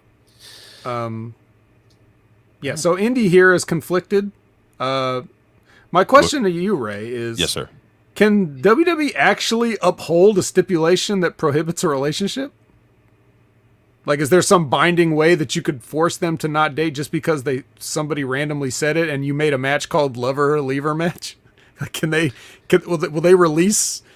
I mean, keeping in mind that we know how this ends, but like at this point in the show, these are the questions that we're kind of wondering. Well, here's the thing. So I think it does work, and I'll explain to you why. Because I've had jobs where we're not allowed to date within... Yeah, like a conflict of interest. Is right, and if you do date, you have to be transferred to another location or something like that. Like I worked retail, and I was banging this chick Patty, and they found out I was a manager, she was a manager. So instead of them moving, they moved Patty to, I was working in World Trade. They moved her to West 4th Street, and I stayed at World Trade Center. So it happens. You know what I'm saying? And we told them, like, you have to let it be known. So can they uphold it? Yes. I think anything contractual, whatever, like a contract gimmick. Yeah, I guess so. I guess. Unless Dexter Lumis wins the match, and then... Wait a second. That's a good question. Ray, if you recorded something... That's a statement, brother. I'm sorry. It is taped. Mm-hmm. Is it? But it's not on tape. It's digital. It's just what we say now. Okay. Let's go to the videotape. Yeah, let's go to the tapes. Warner Wolf? No. Yeah. So Cross is going to get on the desk here and yell at Samoa Joe. Yes. This is weird, dude. He comes out. Joe comes out and beats up all the security that's conveniently only there at certain times and not others. Well, a good example would have been last week when Cole got his back broken. There was no security out there to stop that. This like Joe came out with the security dragging, like he was wearing them like clothes. And so they already tried to stop him before he went out there. But last week we could break a man's back on the steel stairs and no one lifts a finger to help, right? So, well, they did put over that Adam Cole is injured, quote unquote. I don't know if it's kayfabe, but he did take that suplex or brainbuster onto these steel steps, so he has a neck compression. But he'll be back next week. Hey, I'll tell you what, dude. I got to tell you something. These guys must be incredible athletes, and Adam Cole must be the greatest. Man, because if my neck was compressed, I probably wouldn't be able to go to work for at least a month. But he'll be back next week. He'll be back next week. He'll be back. Probably with a brace of some sort, or. So we're gonna end this review on a positive note. Okay, I'm gonna play this. I'm gonna play this. It's a minute long. Wait. Before you do, is this isn't the Walter versus Dragunov package, is it? Oh no! I forgot about that. Real quick, just I thought about you when I saw this. Yes. Now, what'd you think of the package? I thought it was great, dude. It got me interested. So what I have literally on my notes here is, why does pro wrestling ever need to do anything besides this? If this is not enough for you, go watch something else, man. If you want to watch soap operas, go watch one of the Days of Our Lives or As the World Turns or any of that shit that's still on. All My Children. All that. All My Children, whatever. Just, if you want to see that, do that. If you want to see bad comedy, there's plenty of terrible shows on CBS for you to watch. You can watch the whole Big Bang Theory all over again or whatever if you want to watch bad comedy. So, like, there's anything that you can get, but all wrestling should ever be is this kind of stuff. You didn't know nothing about these two guys, but after you watch this, I bet you kind of want to see this match now, huh? I do want to see this match. Like, and you want to see that first match that they had, right? Oh, well, wait a second. Gam Wolfers, I think package is great, eh? Wink, wink. Not a bad question, Gam. Oh, I got it. Wait, hold on. Let me try it again. That's good. Let's work on the rhythm a little bit. That's me hitting the mic. Yeah, I know. It's hard, dude. That's what she said. We were trying. But yes, dude, this was fantastic, dude. Fan-fucking-tastic. I really, you know what? I am going to go back and watch their first match because they really put it over. This is one of the best matches in 10 years or one of the hottest feuds in 10 years. It's too bad. And here's another thing. I never really watched Walter. Mm-hmm. Too bad he doesn't want to wrestle in the United States. I think that guy is he's believable.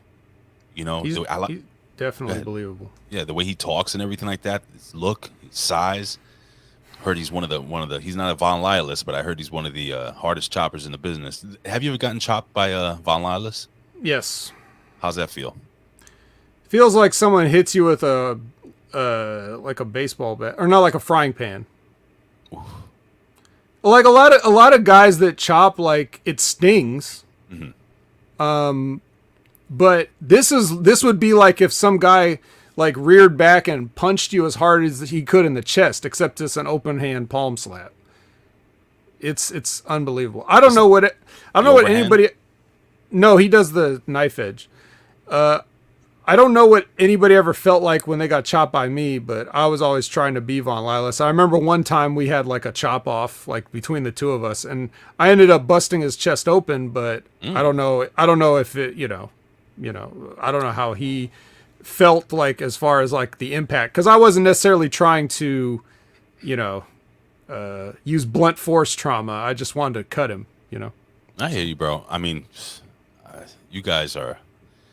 You're a different breed, man. To be able to do that day in, day out, smack the shit out of each other, and just not want to punch the other guy in the face. Somebody chop me, I want to fucking hit him with a right hand. Well, the right hands are illegal in professional wrestling, Ray. So closed fist, clenched fist. Yeah, can't do it. So that's why the chop exists. Which is why I always get on guys in street fights and hardcore matches and pull aparts and stuff for chopping guys like in those situations. So. Is it true that Walter was in Breaking Bad? I never watched the show. No, he's talking about the character in Breaking Bad. It's Walter. Candace Spaceman. This is where you would hit the rim shot again for Candace Spaceman, but don't do it. Don't do it. Don't do it because he doesn't deserve it. Okay. It's not good enough. I won't do it. All right, but yes. So now we're so go back. Everybody, your homework is go back and watch Walter versus Dragunov #1. Whatever you got to do, just go watch it. You've got until this next takeover to watch it. And so, Ray, I think you were just about to set up something here. Yeah, man. It is the main event of the evening. It is the battle for the vagina of one Indy Hardwell. Ladies and gentlemen, I take you to this. As it plays. Here we go. Looking for one final beat on Dexter Loomis. Into the cover. No, the count. No! Johnny Gargano picks up the win. Johnny Gargano. Well, this is simply fantastic, isn't it, everybody? The sicko Dexter Loomis has lost her for good. Now, she might not realize it right now, but let me tell you this. I can assure you this is going to be the greatest thing that has ever happened to Indy Hardwell. Now, she can get back to what's important. There's the hug, because he's such a caring man. She can get back to what's important. That's her career, her in-ring career, winning the tag championships once again. There's so many options that have become open now thanks to that man. Would you just sip it already? Would you just sip it? Your heart goes out. So sad. Dexter Lumis. So sad. Wait, what's going on here? What a tough night for Lumis. Great night for the way, though.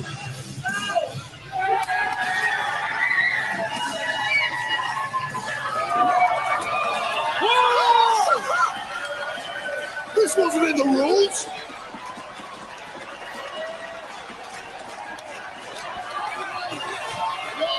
Indy Hardwell attacking Dexter Lumis with a vagina in the middle of the squared circle, ladies and gentlemen. Oh boy, that's a lot of tongue there. NeXT is happening and nobody can stand in the way. Oh, nobody can stand in the way of love. Ladies and gentlemen, that was the finish of the match. Fucking run. What? Shits. What? Shits, bro. Are you fucking kidding me? Are you kidding me right now? No, That but was you are, fantastic. but you are kidding me because there's no way that you're this invested in this horse shit. We've been wanting to see the love blossom between these two. I mean, Dictionary. It finally Look happened. up facetious. She had a right here is a picture of Ray. No, what does shit have to do with any of this? Poop. Facetious. I don't smell. No.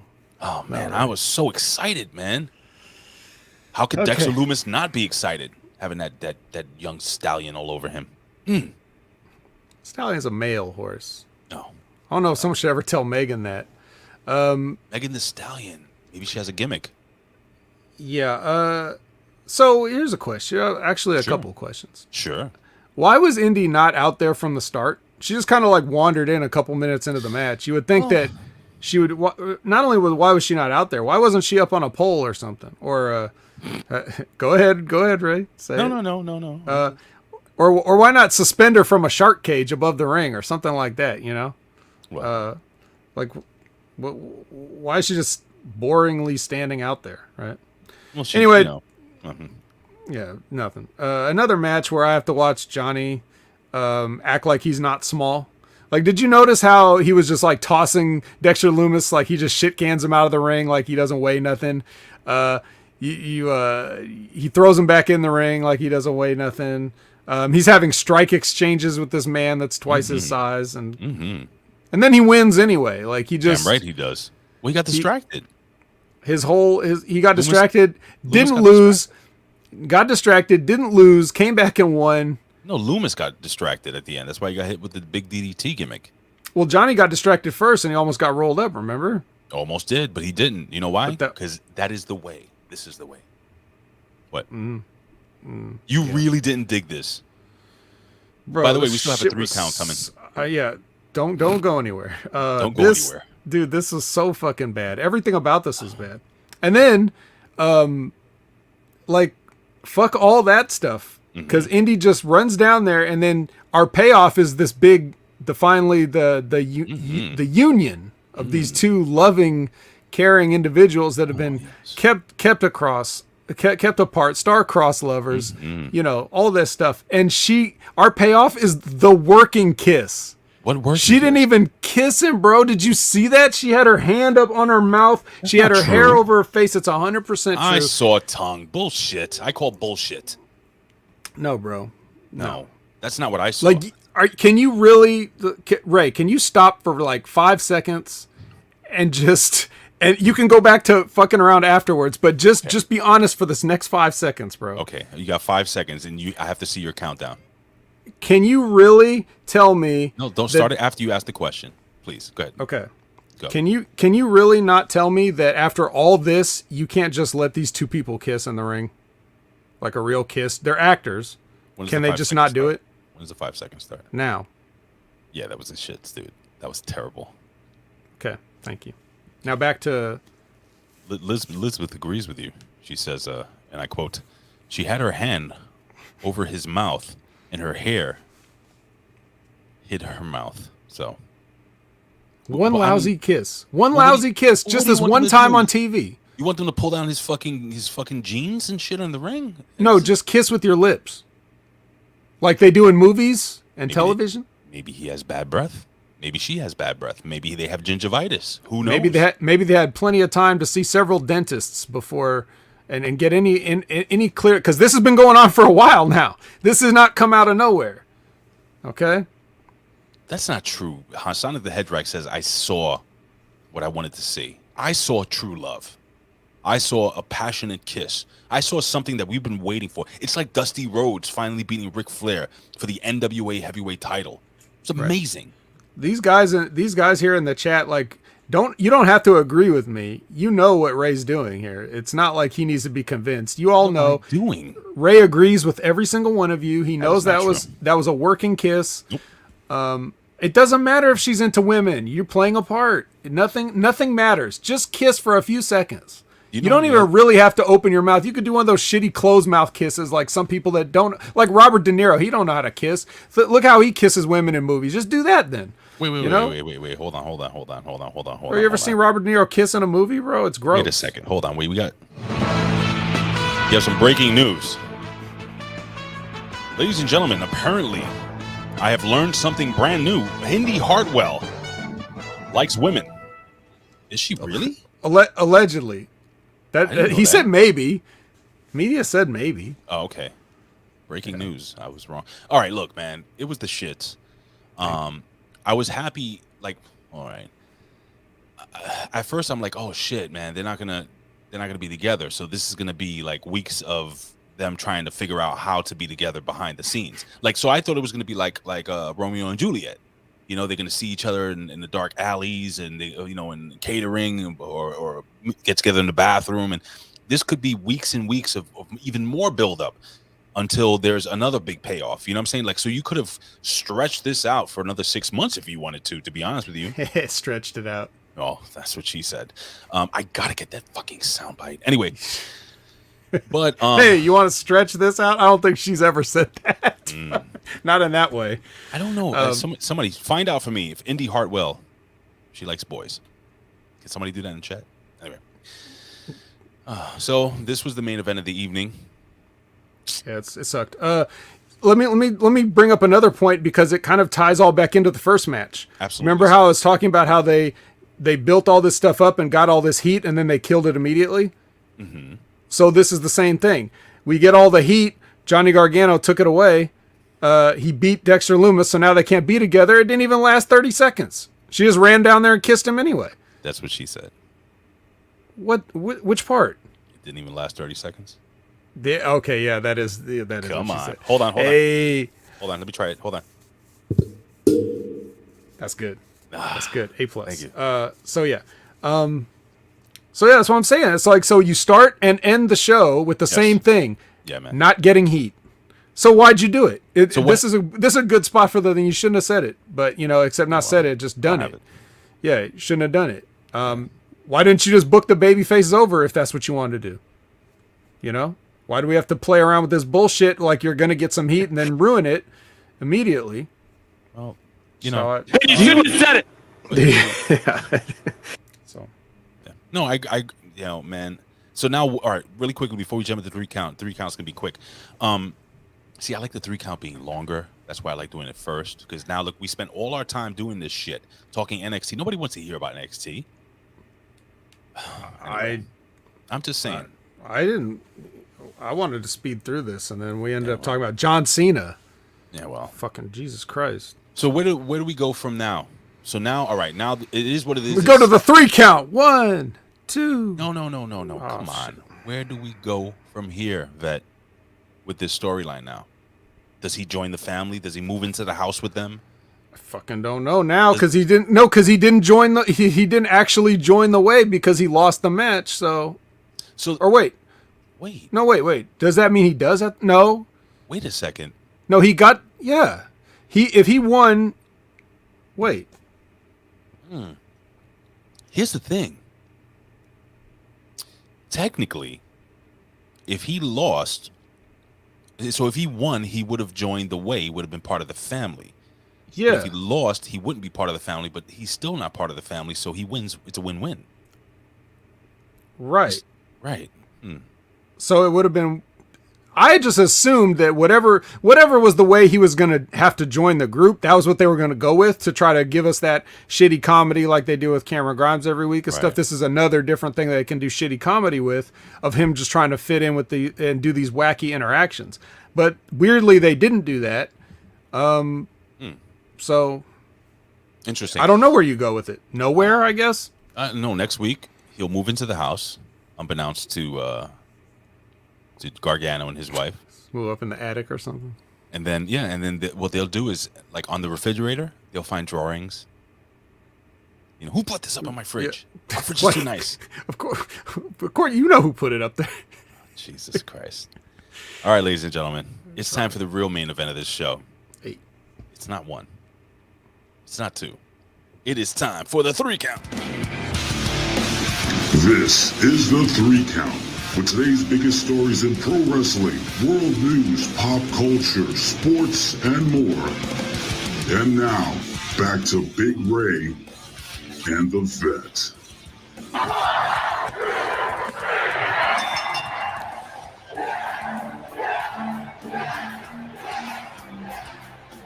It is the 3 count, ladies and gentlemen, and we are kicking this thing off hot. We're starting on the count of 3. We're skipping the first 2 counts.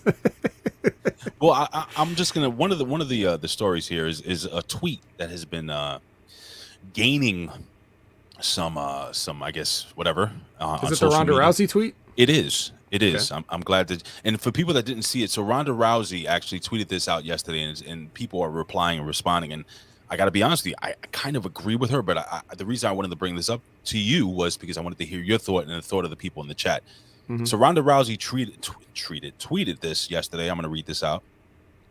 I've seen you same fans, in quotation marks, chanting hashtag We Want Wyatt last night, referring to what happened on Raw or SmackDown, I believe. Raw. Let me do this again. Chanting We Want. All right, let me do this again.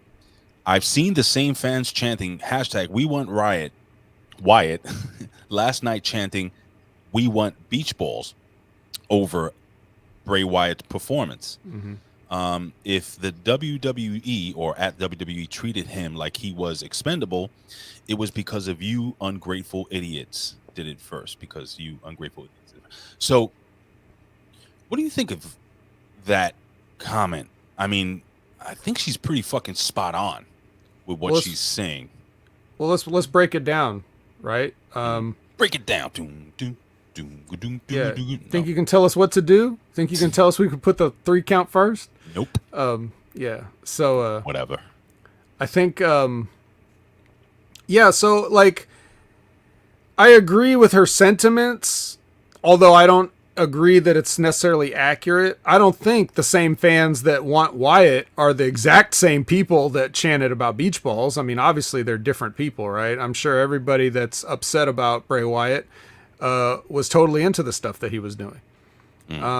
But in general, she makes a good point. Like a lot of the fans during that period of time, you know, before they had live wrestling taken away from them, were very disrespectful in their behavior. I mean, I've seen a beach ball at one of the events I was at. Yes. It could very well have been the event that I attended, the Hell in the Cell with the Fiend versus Seth Rollins, the one where the fans. Oh God, you were there. The red lights. I was. Yeah, it's bad, man. That's bad, dude. It's bad. With the worms and shit in the ring. No, that wasn't that. But that's Randy Orton. It's bad. It's bad enough that the lights are red and then that cage is red. It's so stupid. Why did they turn the cage red? That's so bad. It's bad. Everything's bad. But that's beside the point. The point is, I was there, and that might have been one of those things that they started chanting, "We want beach balls," because they were so upset about the way the match was, you know, going and the way they booked the finish, which they were right to be mad. I told this story on the Smack Attack, but it was so funny because the people were so mad that as we were filing out of the building. You know how like Becky Lynch has the steam pyro that comes out, that shoots the steam columns? Yes, sir. Okay. So like I guess there was a little excess steam in one of the little things. And as everybody was tearing down the set and, you know, getting ready to go home and everything, like they blew out the excess steam, and everybody that's walking out of the building like turns and looks at it because it makes a noise, and then they all just start booing the steam. Like that's how mad they were.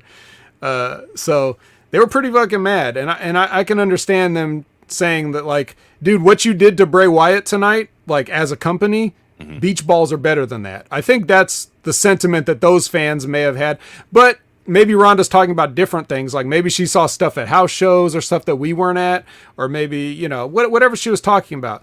But she's doing two things here. One, she's getting like a true point, you know, across to those people, like taking a shot at them. And she's also working the gimmick, you know, because if you remember, like her gimmick was very smiley at first, and then she kind of turned on the fans toward the end. Right. And that's how we last saw her. And so that's kind of the character she's upholding. So she's actually killing two birds with one stone with this tweet. Do you blame the fans for bouncing a beach ball? Or do you blame the poor product that they're watching live? You bought the ticket. And the ticket doesn't necessarily give you the right to be disrespectful. Does it? Like no one asked you to come. What So about when you go don't- to a comedy show and you start heckling a bad comedian? You could go. So let's say you could go to a comedy show, and there could be a comedian that's bad, and maybe you didn't pay to see him. Maybe he's on before the guy you paid to see. Good Now point. you could say the same thing about wrestling, but at the same time, it's like, you know, some of the stuff is out of these guys' control, and even if you take that out of it, beach balls are against the rules. You're not supposed to have them there. So why would you even bring one? That means you assumed that you were like, that it was going to be so bad. Like, I'm bringing my just in case of emergency beach ball. Yeah, right. You came to disrupt shit and be an asshole. Like, who the fuck brings a beach ball as a good person? You know what I mean? You planned to be an asshole that night. So yeah, it doesn't really fly. Okay. And now I'm going to continue in pro wrestling news here. I don't know if you heard, but Adam Cole's contract is going to be up in after SummerSlam, and apparently I'm reading this allegedly. WrestleStink.com says that Adam Cole basically wanted to keep it quiet, that he didn't want anybody to. Now, you know this is bullshit. He wanted to keep the contract negotiations quiet. Do you think that's true? No. And he'll resign, right? Do you think the Probably. WWE will let him go to AEW or something like that? They don't care. The WWE doesn't care. You think they really Triple don't H care? might care. Bro, they just released Bray Wyatt. Like, we're not even talking about that. We talked about Ronda Rousey's tweet. We didn't even talk about Bray Wyatt getting released randomly, which they should have, because obviously they didn't care about him. So just release him. And if they really don't give a shit about Adam Cole. Nobody up there, Vince McMahon doesn't know who Adam Cole is. You don't think so? If you told Vince McMahon, if you gave him a list of photos or like a group of photos and said pick out Adam Cole, he wouldn't be able to do it. And if you showed him one photo of Adam Cole and said, who is this? He wouldn't be able to name him. You don't think he'd think it's Shawn Michaels? No. Yeah, pal. Okay. Vet, I don't know if you heard, but New York, my New York City, has been in the news big time. I'm going to play this quick clip, and I'm not going to play the whole thing, but just to get the gist of what the fuck is going on here in New York City. Oh, here we go. Now to New York City Mayor Bill de Blasio talking about vaccines and masks in New York. That news we shared with you at the top of the show. Let's listen. Vaccination for workers and customers in indoor dining, in indoor fitness facilities, indoor entertainment facilities. This is going to be a requirement. The only way to patronize these establishments indoors will be if you're vaccinated, at least one dose. The same for folks in terms of work. They'll need at least one dose. This is crucial because we know that this will encourage a lot more vaccination. We've seen it already. We've seen the impact of the mandate we've put in place for city workers already starting to move people to vaccination. We've obviously seen the positive impact of incentive as well. The goal here is to convince everyone that this is the time. If we're going to stop the Delta variant, the time is now. And that means getting vaccinated right now. All right, I'm going to stop it right there. I think you got the gist of what's going on here. First and foremost, for people that don't live in New York, do not live in New York City, Bill de Blasio is the biggest cocksucker, in my humble opinion. He is terrible. He was a terrible mayor. He is a terrible mayor. And he is full of shit. This is my humble opinion. So it went from vaccinations. Now, look, I got my vaccine. I got my shots. Okay. I am fully vaccinated. I made that choice. Okay. I have a 75-year-old mother. I have a son. I have a wife. I have family that are sick.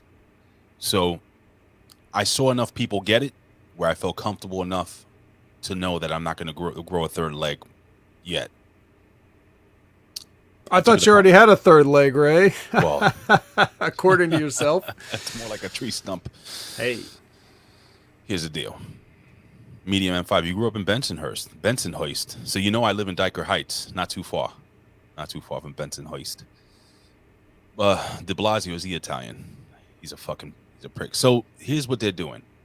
As you heard here.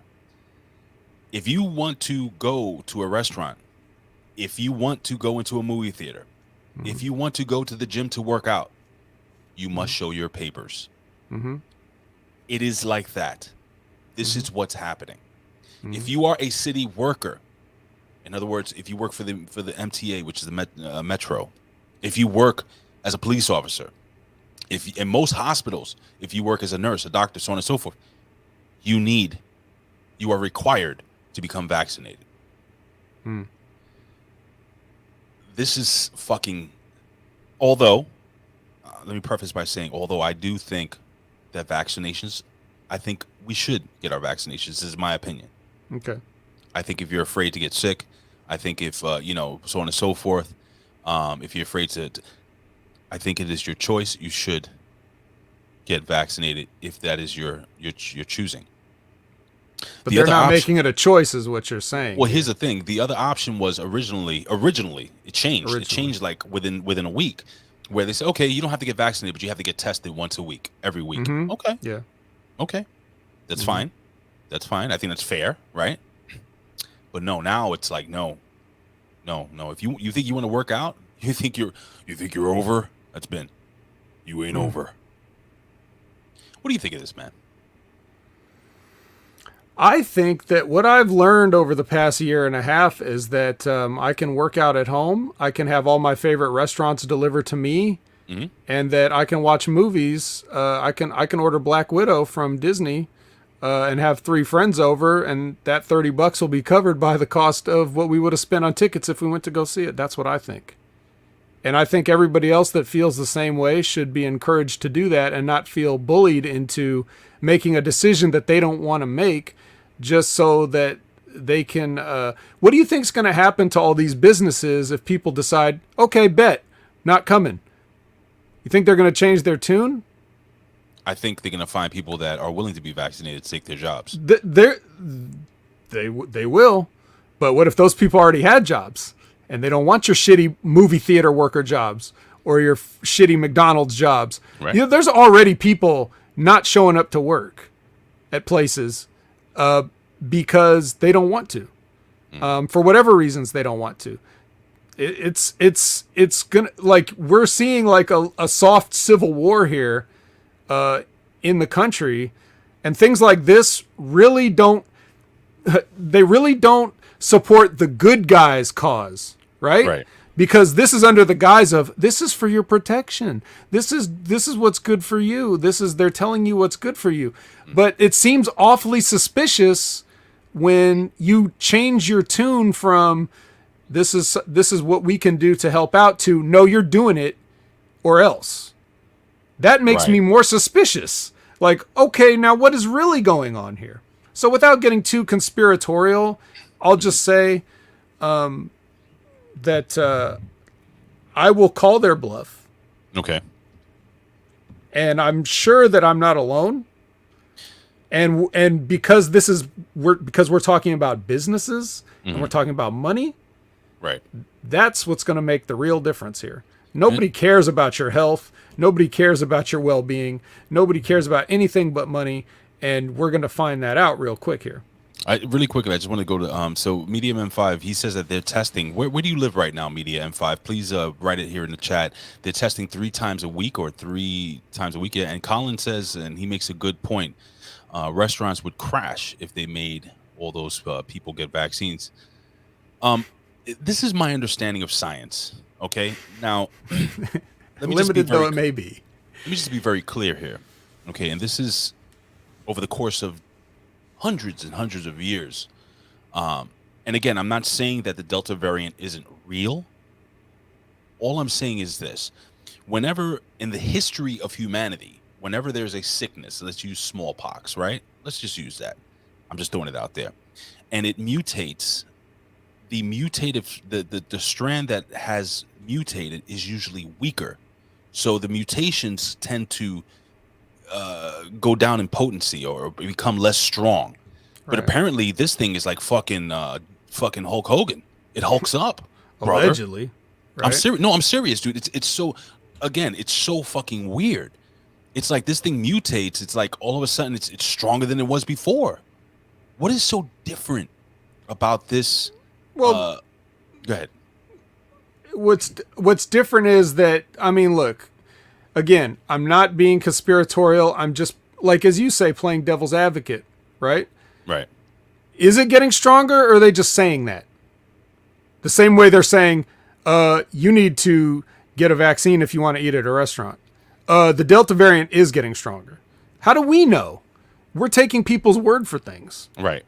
And that's where I have an issue, because I can't trust what anybody says, and because we have no way of knowing. We're being told these things and we're getting this information. They also like to throw a lot of numbers at us before about how many people were dying. Well, I'm not hearing those numbers anymore. They talk about cases, but they're not even giving numbers. They're just saying more cases, more cases, more cases. Well, now it's getting vague. Now you're telling me there's more cases, but am I seeing more cases? Am I personally seeing people around me like having to go get this Delta variant dealt with? I mean, they're saying it, but even if they're lying about it, they're not even telling the same lies as before. They're not even throwing out the big death numbers. They're not throwing out the big case numbers. They're just saying cases on the rise in this area. Okay, so I just take your word for it? Media M5 says, Ray, I'm in Kingsport, Tennessee. OSHA, you know what OSHA is, right, guys? Yeah. All right, so OSHA pushed for this. OSHA sent letters out saying they are talking with DC Ballard Health, and that has 30 hospitals in the region. OSHA is behind this right now. So OSHA is basically, how can I explain OSHA? It's like a safety organization. Right, like right. They'll come in and do tours and inspections of your businesses and things like that. And if they find, violations or hazards or things, that you can get in big trouble, and you'll get levied heavy fines on you. Wow, this is crazy. It says med workers now being forced to test if they if they are not, what is it? If they are sent home, force them on their lunch. Oh shit, on their lunch hour to get tested. Wow, man, listen, guys. Here's the thing. It's getting scary. Now, I don't talk a ton of religion. Those who know me know that I am a Christian. I'm a Christian man. My father was a pastor, so on and so forth. And are you a Blake Christian? I am not a Blake Christian. Oh, good. I don't do flips, not yet. But this is some Mark of the Beast shit, and I'm serious. So, what is the Mark of the Beast? Mark of the Beast is basically, and I'm gonna break this down for people that don't know what this is. In most religious texts, there is I'll say in the Bible, it speaks of the Antichrist coming over to take over the earth, which is the spirit of the devil. In human form, he comes and he fools the world into believing that he is the true God. And in order to buy or sell or live normally, you have to take this mark, either on your forehead or in your hand. And this mark is going to be, at first, it's going to be optional, and then it's going to be mandated. That is specifically what it says in the Bible. It's going to be optional and then mandated. You will not be able to live without this. And Stevie Richards actually spoke about this, because you guys know Stevie Richards is a good Christian man as well. Not to say if you're not Christian, you're not good, but it's scary as hell, because the way the world's going right now, Vet, These fucking earthquakes and hurricanes and fucking meteors whizzing past the planet and fucking UFOs and all this other crazy shit. And we got It's the end of times? It's the end of times, Ray? I'll tell you what, man. I don't think, and I'm going to make this statement, I don't think we've ever been so close to what we have all expected to the end of times to be, kind of, you know, like I don't know if it's going to happen in 2 years, a year. It could be in 30 years, 40 years, 100 years, but a lot of fucking crazy shit going on, bro. And I'm starting to look into this, man. This is some crazy shit. If you don't have your papers, you can't even go and lift up a weight in a gym. That's scary. Human sacrifice, dogs and cats living together. It's mass hysteria. What movie, guys? Come on. Don't Google it. I'm not going to Google it. It's a 3 count, by the way, ladies and gentlemen. Mm-hmm. It's fucking scary as shit, man. It's crazy. It's crazy what's going on, man. And I'm... Are you anti-vax? Like, are you against vaccines? I don't really want to talk about this, but no. Okay, no, that's fair. That's fair. I get it. I don't want to. But for the record, no, I'm not anti. No. Okay, it's fair enough. Also in New York City, or New Elizabeth York, got it. Ghostbusters. Jinder Yeah. Mahal got it. Ghostbusters. Who doesn't know that though? I don't know. You didn't say it. I got to tell you, when I was a kid, and you know, when the ghost was about to give Oh yeah, yeah. you know, give him- Unzipping Ray's hot ghost. I didn't understand why. You know, as a kid, I was like, I want a ghost. I ain't afraid of no ghost. She was hot. Hot ghost, man. She was hot. All right, we have another story coming out of New York City. And play this quick little clip, and we're about to go home soon. Hi, everyone. I'm Diane Macedo. We're interrupting your regular programming with breaking news. The New York Attorney General has just announced the findings of an investigation into New York Governor Andrew Cuomo. Let's listen.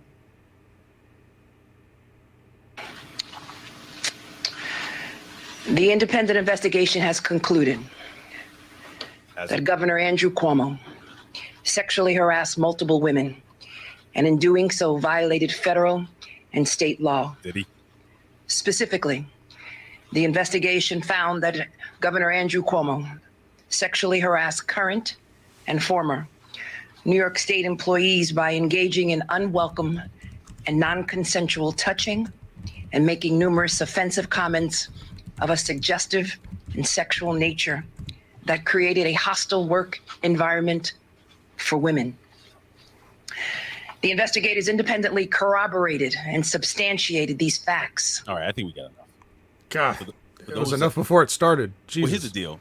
So the first thing Your I noticed, promo's the shits, lady. Your promo is the shits. Okay. no shit, she was very emotional. First and foremost, the first thing I noticed is that they not only put somebody to make an announcement, but they made sure it was a middle-aged African-American female to make this announcement. So box is all checked. Andrew Cuomo, I'm not going to play his clip, but he basically came on later on this, yesterday, saying, listen, do I kiss people? Yes, I kiss people all the time. I hug them. I tell them ciao bella. I say beautiful. I do this. This is what I do. I do this.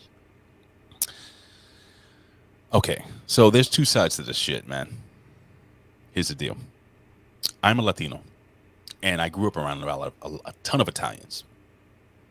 And yes, I will say this, that kissing and hugging, excuse me, I'm sorry for coughing in the mic, kissing, hugging, holding a hand, kissing somebody in the forehead and the cheek, embracing somebody, it is all part of our culture. I'm going to cough again. And but here's the deal. When you're in a place or position of power, of authority, such as Governor Cuomo has been, who was considering running another term, but I doubt that's going to happen, you got to fucking hold your penis into your pants. You got to keep that sucker, wrapped up. And in the beginning, I was like, maybe they're blowing it out of proportion, but... blowing it. That's what Colin does at the truck stops. Dude, you're outside of New York. I'm sure you know what's going on. I wanted to hear your genuine thoughts on this whole situation. Do you think he will be impeached? You think he will be tossed out? Do you think he will continue to hug people and say, I kiss everybody? He put pictures of me kissing a homosexual man during the gay pride parade, because that's what we do. We do this. We hug, we hold, we kiss. Ciao Bella. Ciao Bella. What do you think, buddy? What are you asking me? What do I think about what? Do you think it's bullshit? Do you think this guy is just a lovable Italian guy who just loves to fucking hug and kiss and shit? Or do you think even if he is like that, maybe he should have fucking thought a little better? Because apparently he put his hand down somebody's fucking gimmick, her dress, and fucking stuck his finger near her ass or some crazy shit. Like he went overboard. And I'm starting to believe that this guy might be a fucking pervert. Well, if you heard it, it's true. Yeah, I don't... Look, personally, this kind of stuff, it really has to work its way into my purview, because I live in such a closed off... Yeah, it's a good choice of words, right? Oh, yeah. What? I live in such a closed off bubble from the rest of the world. You know, I can lift my weights and watch my Black Widows and eat my pizzas, you know, all at the same time in my house, and I don't have to worry about what goes on in the world, right? So, this kind of stuff, like, it takes somebody like you or like a friend's random tweet to even throw this across my desk in any way, shape, or form, right? So, yeah, nice. Very good at Media M5. I'm not going to say that one out loud. Leave the gun. Take the cannoli. No. Yeah, but look, man, I mean, is it really that hard to believe that these guys are creeps? It's just like when they get caught, this is it's not the point of like the first time they slipped up, it's the first time somebody was like, you know what, enough. Right. You know? That's what it's more like the last straw than the first offense. So, you know, don't just assume that everyone is a creep, and if you end up being wrong, okay, bonus. That's how I look at it. Garen Wolfers says, I'm from Virginia, where my governor pulled a racist Justin Trudeau. He wasn't impeached, and he's staying till his term is done. I don't think Quackmo will be gone. I don't think he'll be gone either. I think he's going to fight it until he's gone. He's not going to be voted in. But they can tie this up in endless red tape and paperwork, so that they never have to leave until it's done. But, you know, what do you expect? I expect people to be smarter, and people to not abuse power, and people to respect the people that work with them or around them. Listen, man, my wife works in the hotel industry, and that hotel industry is fucking full of a lot of horny fucking dudes and chicks. Like, people hook up there so much, and you have guests that are always inviting people to their room. It's insane. Yeah. And I don't think anybody should feel uncomfortable working where they work. This is where you work. I am blessed enough to be in a place where, Rob, I am Latino. How do people not fucking know I'm Hispanic? Do I not look Hispanic? Do I not? The name doesn't give it away either. Stay focused. Stay focused. Right. You're saying. Now I get your point about being comfortable in the workplace, even though your workplace is literally nothing but beds that people are fucking in. But if you can stay comfortable in that, you should do your best. Right. I get it. But here's the thing, like you said, just because you're responsible or just because you're in a position of power, that doesn't make you intelligent. In fact, no, not at all. A lot of people that are intelligent don't try to get positions like that because they don't see they don't have the same interest in social climbing and attaining that power and influence and stuff like that. They'd rather just stay out of it because they know what comes with it. They know what comes with living under a microscope. You know, I wouldn't want to live under a microscope, and I certainly, when you're at that level, you think you can get away with stuff. The next level. Yeah, we're at the next level. You They're know at the level below. You know what? You can't hang with me. You aren't on my level. I just muted myself. All right, so you know what, man? This has been interesting. So right now in the chat, the show is over pretty much. Okay, we're gonna go home in a second. So 3 count first or 3 count second? Vet, how did you feel about the way this show went on as we go home here? I think no matter what, Is this a lo-fi chill hip hop beat to relax or study to? This is the new Go Home music. It is by my buddy KM5. He makes beats. Nice. And I said I wanted like a Wu Tang, Shaolin kind of New York, hip hop beat for me to go home to. So he made this for us. You feeling this, brother? I do. I like it. All right, brother. So what do you think, man? 3 count first, 3 count second. So I'm saying, like, it feels like whatever we do, we're going to pull time on the first part and then to try to rush through the second part, no matter how we slice it. So we're just going to have to carve out a 3-hour show and hope that people want to come along on the ride with us. Fuck that. Sorry, Ray. Well, look how easy it was just to get to 2 1/4. And we could have easily spent more time talking about any of those topics, right? So we could accidentally end up doing 3 hours one of these days, but that's also up to the people just as much as the order, I would say. I don't know how you feel about that, but I mean, if they're with it, if they're with long shows and we just got to get our shit in no matter how long it takes, I mean, whatever we got to do, whatever they want. I think people like the 3 count last. We might just go with that from now on. Yes. Well, we could at least try it one more time, because 1 isn't a good sample size, right? We need at least a control, like a control group of like maybe 2 or possibly even 3, because it might be a disaster. It might blow up in our face next time. That's what she said. Check it out, man. Look up my boy. I gave one of his shoot names that he doesn't use anymore, actually. But he's known as Raise the Ratchet, RAZE. Raise the Ratchet. You can find all his shit everywhere. YouTube, Instagram, Raise the Ratchet. That's my boy, aka Alex Duberglass. He is a phenomenal hip-hop artist. Been doing it in New York City in the underground for a very, very long time. And this was cool that he did me this little favor. I had a feeling the vet would like this. This is kind of the vet style, stilo. But vet, listen, my friend, as we sign off, I want to thank all of you people for joining us here on the Next Level Wrestling Review. And vet, where can they find you on Facebook yet? Are you back on Facebook? I think I'm about to be done with Facebook forever. No one disrespects me like that and gets away with it. You know what I mean? They were no help whatsoever. They don't even have like a help resource or anything like that. You're just, anything goes wrong and you're screwed. Way to take care of your people that made you. But anyways, you won't be able to find me there. But if you put Opinion Haver anywhere else, you're bound to find me in lots of cool places. You can find me all over the HMG programs, such as the Next Level Wrestling Review every week. That's a given. Then we've got the Impact Attack, which God knows when that's ever going to happen. Yeah, pal. I'm not giving up on it, even though Colin's making pizzas at work right now. I wouldn't rule out sometime later in the week or maybe a big super episode on Sunday. You can find me on the Smack Attack this Saturday. I will be filling in once again for Mr. John Enright. James and I get along very well, and we had a good, fun show last week. So if you didn't catch that, go back and catch it, and then catch us this Saturday again. And I guess the only thing that leaves is Light the Fuse. I'm going to try to get on tomorrow and say, just even if I just pop in and say hello for a little bit and talk to the gang.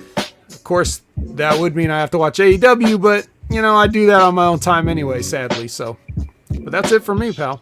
Well, what's going on here? We have a run-in, ladies and gentlemen. Oh, what's good? Perfect. Wow. Ben, I was just telling him how, if I appear on Light the Fuse tomorrow, I'll have a clean sweep of all the review shows this week. You've been putting in mad work, man. I appreciate you, bro. All that respect, dude. You guys are the backbone. I just wanted to say what's up. I haven't talked to Big Ray. Pull the mic closer to your mouth, Ben. Check. Am I down? Yeah, you're down. Put it in your mouth. Put it in your mouth. 1 2 1 2. There you go. Yeah, man. No, I just want to say thank you guys for being the backbone of HMG, towing the line, watching all this wrestling. Some good, some bad, some real ugly. But we got the most loyal, diehard following Hameen Media Group, the best producers, and we're going to the realmnetwork.com. Get signed up now. I'm doing some tutorials today. I'm talking to Lord Jamar this afternoon. Show development, it just doesn't stop here, man. It's going to be 2 years of nonstop creativity, and I'm glad to have guys like this on my team, man. That's for sure right here. Next Level Review, Hacker Hameen Media Group. That Big Ray all day. Well, listen, Ben, I got to tell you, man, there's only one way to end the show. It's not going to be with me. It's not going to be with the vet. I always say I would do this for a living, but if I couldn't, I'd do it anyway. Why? Because I love talking wrestling. Why don't we? What the hell is going on here? Who is this? Yo, it's a famous shit. He just took me out as soon as I came in on the run. What the hell? Colin Wysong is in the house. Ladies and gentlemen, we have a packed house. It is a fatal four-way here. Gorilla Impact Attack right now. Gorilla Impact Attack right now. Let's go. Moose, Moose, and Jay White. Moose and Jay White. Moose and Jay White. Moose versus Ishii. Moose Blade. How about that? Y'all gonna see that New Japan resurgence? Come on. Sign up. Sign up, Ben. Sign up. I just don't have the hours, Vet. Right, I know, right? I don't have the hours. It ain't that, man. But I'm actually going to record a little watch along here of my match from Immortal with my man Blaze Haran. Well, not my match. Blaze Haran versus Rick Recon with me at ringside for patreon.com/Hameen Media Group. So I'm going to get that done right after y'all get done, man. But I appreciate all the soldiers out there. Yo, Colin. Yo, this outro's dope, Ray. You like that? Yeah. Yo, Ben, you remember Ben, my boy like Ray's? outro? Yeah, Ray's. He had to step outside. It was so dope. Yeah. Hey, Colin, what do you have around your neck? What do you have around your neck there, Chief? What is that? It's Is a that mask. Is that a mask or a handkerchief? The mask. Jesus Christ! All right, so so are we getting an Impact Attack? Yes, this Sunday. Myself and Promise? the vet. Yes. All right, Ben. If not, it'll be Saturday. Oh God, Colin, you know what? I'm running a pizza empire, Ray. I'm sorry. Don't make promises because, of course, as I fucking play the fucking gimmick, it doesn't work. Then you shouldn't have said it. All right. We're gonna go home, ladies and gentlemen. Ben, can you do me a favor? Yeah, man. But have you heard my new soundbite, Ben? So what's it gonna be, man? Great Come on, point. man. Come on, man. Get with it. One of the best sound bites. Ben, take us home, brother. Please take us home the only way the Ayatollah can take us home. Yo, law infidels, the $5 face slap is back on the road, so bring your money and bow before the true God Ayatollah, Tel Ayyid, Blaze Haram, the vet, Colin Wysong, and Big Ray all day here on the Next Level at Hameen Media Group. Yo, law. Got them. We'll see you next week, ladies and gentlemen. Colin, take that fucking condom out of your pocket.